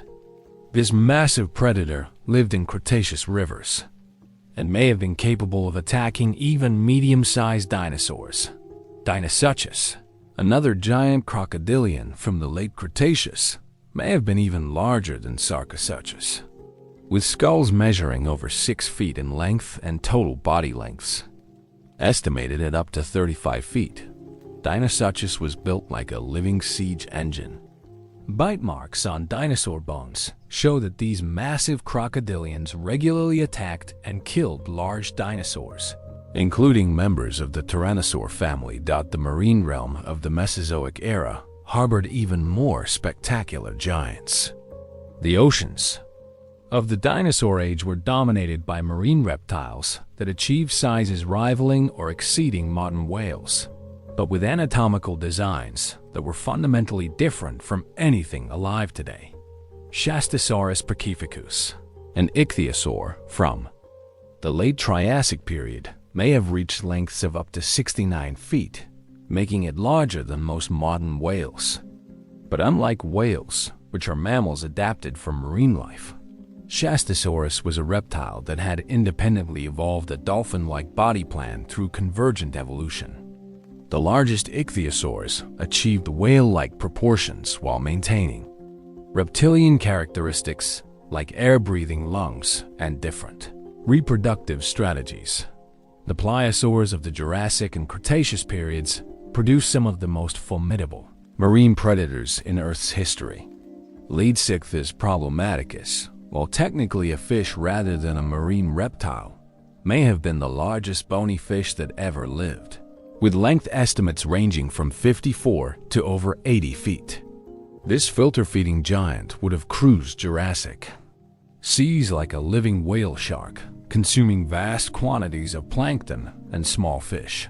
But perhaps the most terrifying marine giant was Leviathan melvillei, a sperm whale relative from the Miocene epoch that possessed teeth over a foot long and jaws capable of crushing other whales. This 57-foot predator represented the ultimate evolution of the whale lineage toward gigantic predation, creating an animal that combined the size of modern sperm whales with the predatory capabilities of killer whales scaled up to monstrous proportions. The Cenozoic era, following the extinction of non-avian dinosaurs, saw mammals eventually evolve to impressive sizes, though few approached the gigantism achieved by Mesozoic reptiles.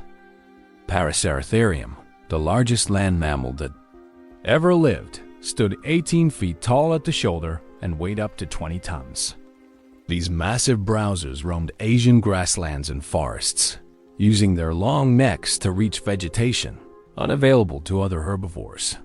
The oceans of the Cenozoic produced their own giants as whales evolved from small, land-dwelling mammals into the ocean titans we know today. But some extinct whales exceeded even modern giants in certain dimensions. Basilosaurus cetoides, an early whale from the Eocene epoch, reached lengths of up to 66 feet but had a much more elongated serpentine body plan than modern whales. These primitive giants were the apex predators of Eocene seas, using their massive size and powerful jaws to dominate marine ecosystems. Even more impressive was Perusitas colossus, recently discovered in Peru and dating to about 39 million years ago.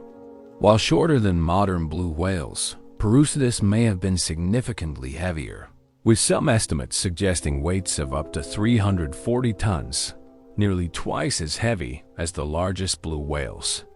This massive early whale represents a completely different approach to marine gigantism, achieving enormous weight through incredibly dense bones rather than great length. The arthropods of the Paleozoic era achieved sizes that dwarf their modern relatives and seem almost impossible by today's standards. Jackalopterus rhenania, a eurypterid or sea scorpion from the Devonian period, reached lengths of over 8 feet and possessed claws that could have easily dispatched human-sized prey. These aquatic predators were the apex carnivores of their time, ruling Paleozoic seas with an iron grip. On land, Arthroplura armata, a millipede-like creature from the Carboniferous period, grew to lengths of over 8 feet and widths of nearly 2 feet. These massive arthropods crawled through coal swamp forests, feeding on decaying plant matter and occasionally hunting smaller animals. Their size was made possible by the high oxygen levels of the Carboniferous atmosphere, which allowed arthropods to grow to dimensions that would be impossible in today's atmospheric conditions. The flying reptiles of the Mesozoic achieved sizes that challenge our understanding of the physical limits of powered flight. Quetzalcoatlus northropi, with its 35-foot wingspan, represented the absolute pinnacle of pterosaur evolution. and possibly the largest flying animal that ever lived. But recent discoveries suggest that even larger pterosaurs may have existed. Aramburgiania philadelphiae, known from fragmentary remains found in Jordan, may have had a wingspan approaching 40 feet, making it larger than a small airplane. The flight capabilities of such enormous pterosaurs remain debated, but computer models suggest they were capable of soaring flight using thermal currents to remain aloft for hours while covering vast distances. The plant kingdom also produced fossil giants that exceeded anything alive today. During the Carboniferous period, when atmospheric carbon dioxide levels were much higher than today, trees achieved remarkable heights and developed complex forest ecosystems. Lepidodendron, a giant club moss, could reach heights of over 130 feet, while scale trees developed different architectural solutions to achieve similar heights. These ancient forests supported the evolution of the first terrestrial vertebrates and created the coal deposits that powered the Industrial Revolution. The scale of these ancient forests, with canopies exceeding 150 feet in height, may have rivaled or exceeded the heights achieved by modern redwood forests. The extinction of fossil giants represents one of the great tragedies in the history of life. Most of these remarkable animals disappeared during mass extinction events or gradual environmental changes that eliminated the conditions that supported their enormous sizes. The end Cretaceous extinction eliminated non-avian dinosaurs, marine reptiles, and many other giants, fundamentally altering the structure of global ecosystems. The Pleistocene megafauna extinctions, which occurred much more recently, eliminated most of the remaining terrestrial giants. Giant ground sloths, massive bears, enormous cats, and other impressive mammals disappeared within the last 50,000 years, leaving us with a significantly impoverished fauna compared to what existed in the recent past. The study of fossil giants provides crucial insights into the factors that enable and constrain biological gigantism. High atmospheric oxygen levels, elevated carbon dioxide concentrations, warm global climates, and abundant food resources all appear to correlate with periods of biological gigantism in the fossil record. Understanding these relationships is increasingly important as we face rapid environmental changes in the modern world. Climate change, atmospheric composition changes, and ecosystem disruption may be creating conditions that are hostile to the survival of remaining giants, while potentially creating new opportunities for gigantism in unexpected lineages. The preservation of fossil giants in the rock record is itself remarkable, as large animals are often more likely to be preserved than smaller ones due to their robust bones and teeth. However, the fossil record is still heavily biased towards certain environments and time periods, meaning that many fossil giants remain undiscovered. Recent discoveries continue to reveal new fossil titans that expand our understanding of life's potential for achieving massive size. Advanced imaging techniques, improved excavation methods, and exploration of previously unstudied rock formations regularly yield new species that challenge existing size records. The legacy of fossil giants extends far beyond their impressive dimensions. These animals shaped ancient ecosystems, drove evolutionary innovations in their prey and predators, and created selective pressures that influenced the evolution of all life around them. Their extinction represents not just the loss of individual species, but the elimination of ecological roles and evolutionary pressures that can never be replaced. As we study the remains of these ancient titans, we're reminded of life's incredible potential for grandeur and the fragility of the conditions that support biological gigantism. The fossil giants of Earth's past represent some of evolution's most spectacular achievements, but also serve as warnings about the vulnerability of large animals to environmental change and the irreversible nature of extinction. The story of Fossil Titans is ultimately a story about the creative power of evolution and the tragic losses that accompany environmental change. These ancient giants achieved sizes and capabilities that seem almost mythological, yet they were real animals that lived, breathed, and shaped the world around them in ways we're only beginning to understand. Chapter 9. The environmental Giant ERS, the largest animals on Earth, aren't just impressive because of their size. They're ecological engineers that shape entire ecosystems and influence global processes in ways that smaller animals cannot. From whales fertilizing oceans with their waste to elephants creating savanna landscapes, giants play roles in Earth's systems that are disproportionate to their numbers and irreplaceable in their ecological impact. The concept of ecosystem engineering, where organisms modify their environment in ways that affect other species, reaches its most dramatic expression in the activities of biological giants. These massive creatures don't just live within ecosystems. They actively create and modify them, generating cascading effects that can influence everything from local plant communities to global climate patterns. Modern whales provide perhaps the most spectacular example of how giants can engineer marine ecosystems on a planetary scale. The great whales, blue whales, fin whales, humpbacks, and their relatives function as massive biological pumps that transport nutrients from the deep ocean to surface waters and from high-latitude feeding grounds to low-latitude breeding areas. When whales feed in the nutrient waters of polar regions, they consume enormous quantities of krill, fish, and other prey. A single blue whale can consume up to 4 tons of krill per day during peak feeding season, concentrating nutrients from vast volumes of seawater into their tissues. When these same whales migrate to warmer waters for breeding, they release these nutrients through their waste products, creating fertilizer plumes that can be detected from space. The fecal plumes of great whales are rich in nitrogen, phosphorus, and other nutrients that are often limiting factors for marine productivity.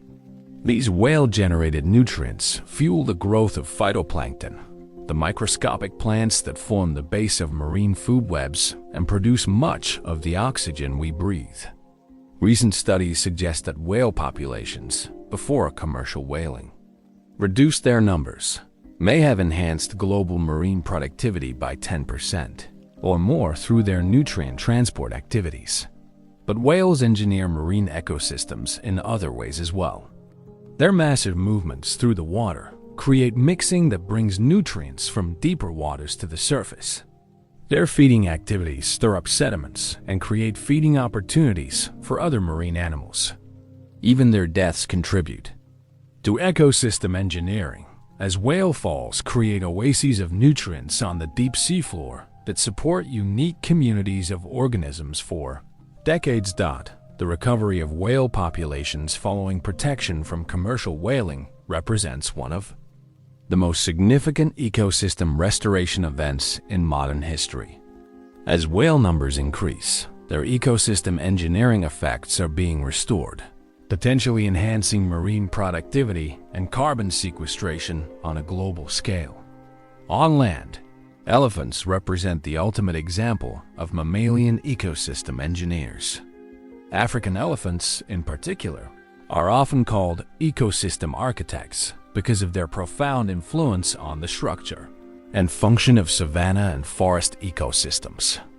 A single elephant can consume up to 300 pounds of vegetation per day, but their impact extends far beyond what they eat. Elephants are living bulldozers that knock down trees, create clearings, and maintain the open landscapes that characterize African savannas. Without elephant browsing pressure, many savanna regions would gradually transform into dense forests, fundamentally altering habitat availability for countless other species.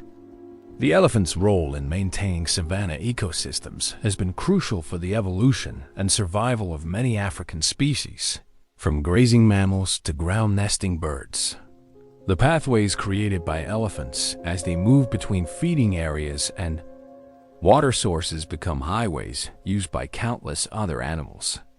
These elephant roads can be used by the same herds for generations, creating permanent features in the landscape that influence the movement patterns of entire animal communities. Elephants also function as long-distance seed dispersers, consuming fruits and depositing seeds many miles away from parent plants. Some plant species have co-evolved with elephants to such an extent that they depend entirely on elephant dispersal for reproduction. The large size of elephants allows them to transport seeds across much greater distances than smaller animals, maintaining genetic connectivity between plant populations separated by many miles. The wallowing behavior of elephants creates temporary pools and mud holes that become critical water sources for other animals during dry seasons.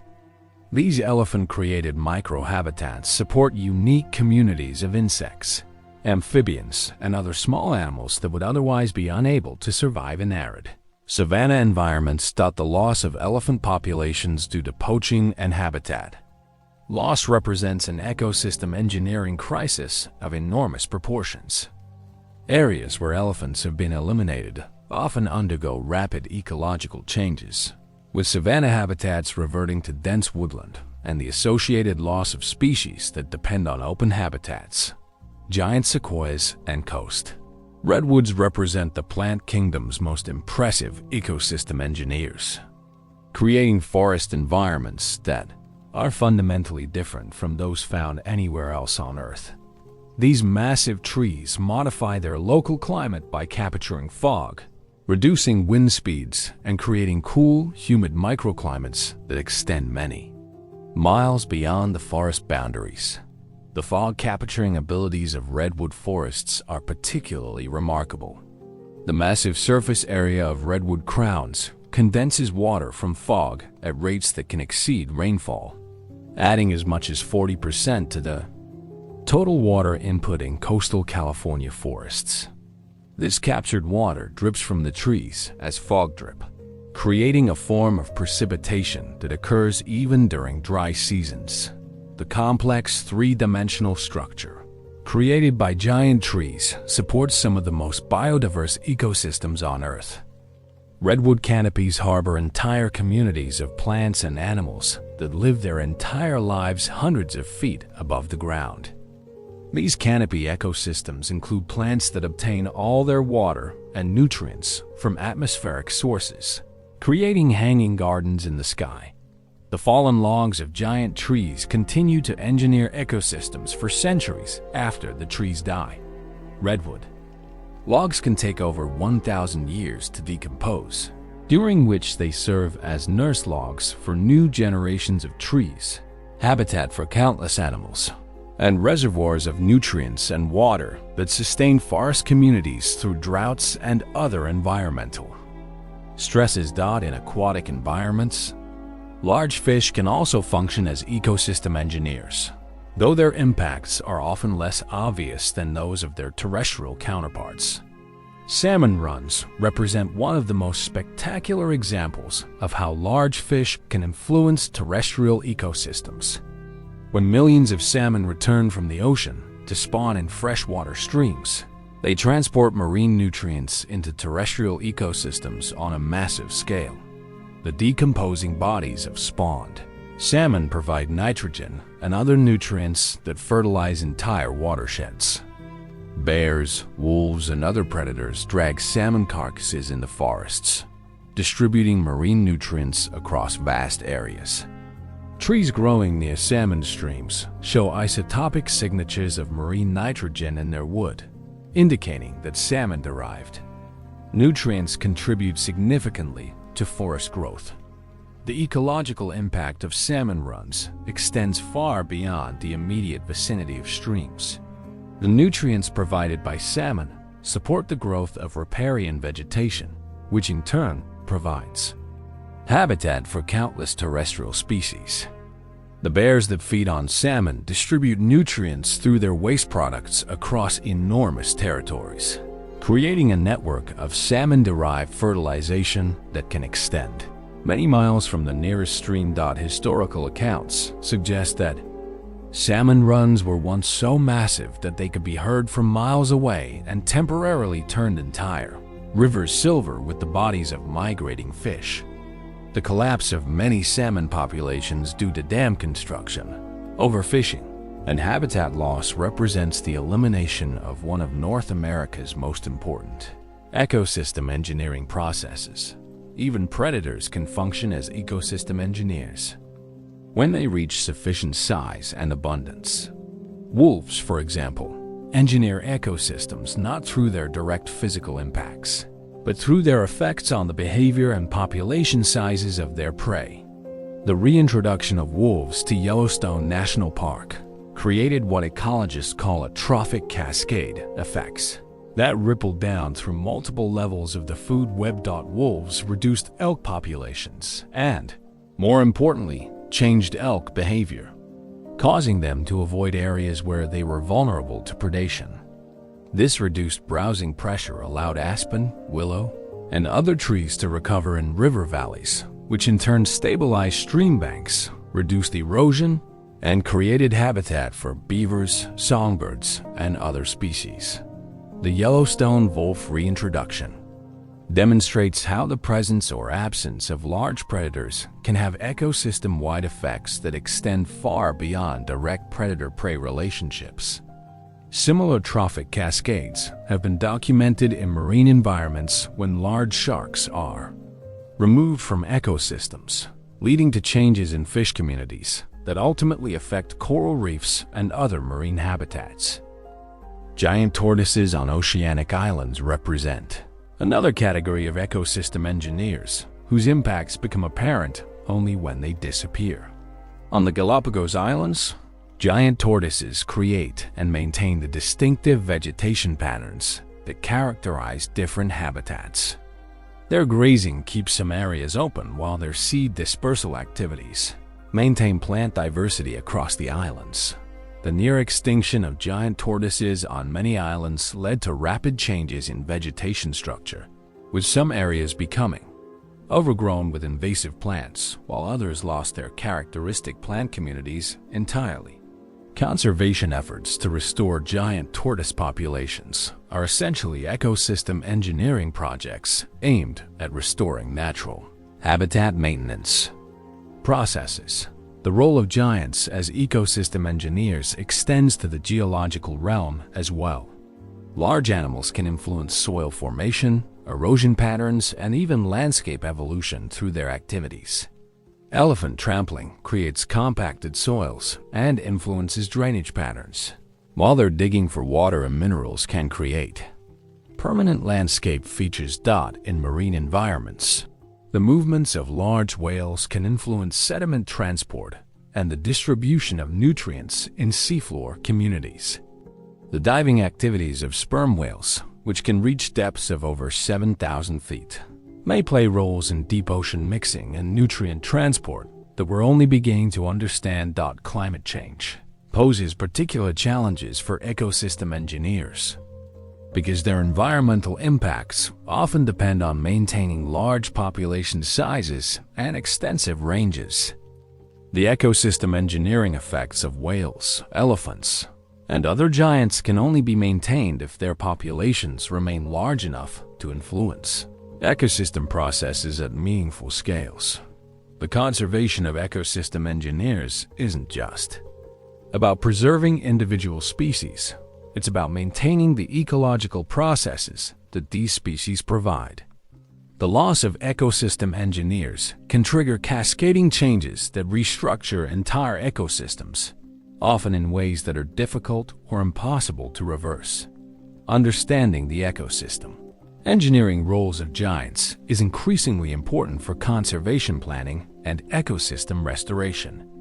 Many degraded ecosystems may require the restoration of their missing giants before other conservation efforts can be successful. This represents a new frontier in conservation biology that recognizes the irreplaceable roles that large animals play in maintaining ecosystem function. The story of giants as ecosystem Engineers reminds us that conservation isn't just about preserving individual species or habitats. It's about maintaining the complex ecological processes that support all life on Earth. The largest animals on our planet aren't just impressive because of their size. They're the architects of the ecosystems that sustain the incredible diversity of life we see around us. As we face unprecedented environmental changes in the 21st century, understanding and protecting the ecosystem engineering roles of giants becomes more critical than ever. These massive creatures represent not just evolutionary achievements, but essential components of Earth's life support systems, living infrastructure whose preservation is crucial for the health of our planet. As we reach the end of our journey through the realm of Earth's giants, we find ourselves standing at a critical juncture in the history of life on our planet. The giants we've encountered, from the massive blue whales still cruising our oceans to the towering redwoods reaching toward the sky, represent the culmination of billions of years of evolutionary experimentation with size, complexity, and ecological impact. These creatures embody life's most ambitious attempts to push the boundaries of what's biologically possible. They are the living cathedrals of the natural world, inspiring awe and wonder while serving as the keystones of the ecosystems they inhabit. But they are also among the most vulnerable organisms on Earth, facing challenges that threaten not just their individual survival, but the ecological processes they support and the evolutionary legacy they represent. The story of giants is ultimately a story about the relationship between size and vulnerability. The same characteristics that make these creatures so impressive, their massive energy requirements, slow reproduction rates, and dependence on stable environmental conditions, also make them particularly susceptible to the rapid changes humans are imposing on Earth's systems. Climate change represents perhaps the greatest challenge facing modern giants. Rising temperatures, changing precipitation patterns, and shifting ocean currents are altering the environmental conditions that have supported giant species for millions of years. The polar ice that provides feeding habitat for the largest whales is disappearing at unprecedented rates. The fog patterns that support coast redwood forests are changing as global weather systems shift. The seasonal cycles that elephants depend on for finding food and water are becoming increasingly unpredictable. Ocean acidification, caused by the absorption of atmospheric carbon dioxide, poses particular threats to marine giants. Many large marine animals depend on food webs that begin with calcium carbonate-shelled plankton, organisms that are increasingly unable to build their protective shells in acidifying waters. The collapse of these foundational species could trigger cascading effects throughout marine ecosystems, ultimately affecting the largest animals in the ocean. Habitat loss and fragmentation continue to squeeze giant species into ever smaller areas. Large animals need vast territories to find adequate food and mates. But human development is breaking up these territories into isolated fragments that cannot support viable populations. Elephants are forced into increasingly smaller reserves. Whales must navigate oceans filled with shipping traffic and acoustic pollution. And giant trees exist as isolated groves surrounded by developed landscapes. The direct exploitation of giants continues despite international protection efforts. Illegal poaching of elephants for ivory, hunting of whales for meat, and logging of giant trees for timber represent ongoing threats that prevent the recovery of depleted populations. The black market demand for products from giant animals creates economic incentives that can overwhelm conservation efforts, particularly in regions where poverty makes illegal exploitation an attractive option.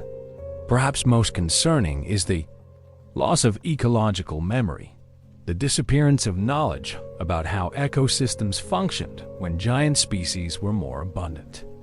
Many of today's natural landscapes are actually degraded versions of ecosystems that were once shaped and maintained by giants that are now extinct or severely depleted. We often don't realize what we've lost because the changes occurred gradually, over human lifetimes or before detailed ecological studies began. Yet, there are also reasons for hope. Conservation success stories demonstrate that giant species can recover when given adequate protection and habitat. Gray whale populations have rebounded from near extinction to healthy numbers. Giant sequoia groves are being restored and expanded through careful forest management. Some elephant populations have stabilized or even increased where anti-poaching efforts have been effective. Advances in technology are providing new tools for giant conservation. Satellite tracking allows scientists to monitor the movements and behavior of wide-ranging species across entire ocean basins or continents. Genetic techniques help identify distinct populations and guide breeding programs for endangered species. Remote sensing technology enables the monitoring of habitat changes across vast areas. International cooperation on giant conservation is also improving. Whale sanctuaries protect feeding and breeding areas across multiple national jurisdictions. Elephant corridors connect fragmented habitats across political boundaries. Climate change agreements recognize the importance of protecting carbon-storing ecosystems, like giant tree forests. The economic value of giant species is increasingly recognized and quantified. Whale watching generates billions of dollars annually in tourism revenue. Elephant populations support entire economies through ecotourism. Giant tree forests provide ecosystem services worth far more than the timber they contain. This economic recognition creates new incentives for conservation that can compete with exploitation pressures. Perhaps most importantly, there is growing recognition that conserving giants isn't just about preserving impressive individual species. It's about maintaining the ecological processes that support all life on Earth.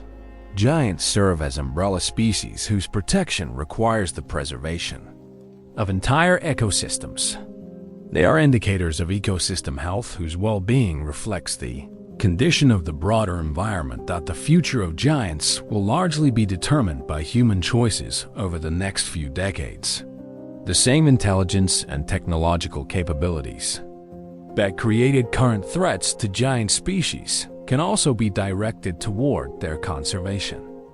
The question is whether we will choose to use these capabilities to preserve the natural heritage we've inherited or to continue the exploitation patterns that have already eliminated so many of Earth's giants. The children of today may be the last generation with the opportunity to see wild populations of many giant species. The decisions we make about energy use, consumption patterns, habitat protection, and international cooperation will determine whether future generations inherit a world with giants or a world impoverished by their absence. The conservation of giants requires thinking and acting at scales that match their own vast proportions. Individual actions matter, but protecting species that range across entire ocean basins or continental landmasses requires coordination at regional, national, and international levels. It requires economic systems that value long-term ecological health over short-term profits.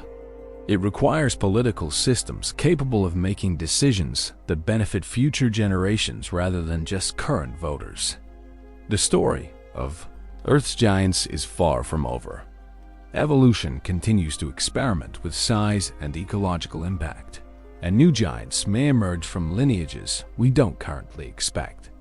Climate change and other environmental pressures may create new opportunities for gigantism in some lineages, while eliminating others. The giants of the future may be very different from those of today, but they will face the same fundamental challenges of growing large in a world of limited resources and changing conditions. Understanding the giants of Earth's past and present provides crucial insights for predicting and influencing the giants of the future. The fossil record shows us that biological gigantism has repeatedly evolved and repeatedly gone extinct throughout Earth's history. The current crisis facing giants is not unique in its severity, but it is unique in its cause. For the first time in Earth's history, the primary threat to giant species comes from the activities of another species. This gives us both special responsibility and unique capability. We are the first species in Earth's history with the knowledge and technology to understand our impact on other species and the ability to modify our behavior based on that understanding. Whether we use this capability to preserve Earth's giants or to drive them to extinction will be one of the defining tests of our species. Wisdom and character. The giants that still share our planet are living libraries of evolutionary innovation, repositories of genetic information accumulated over millions of years, and irreplaceable components of Earth's life support systems. They connect us to deep time and remind us of life's incredible potential for grandeur and complexity. Their preservation is not just an act of environmental stewardship, but a recognition of our place in the broader community of life on Earth. As we look to the future, the choice is ours.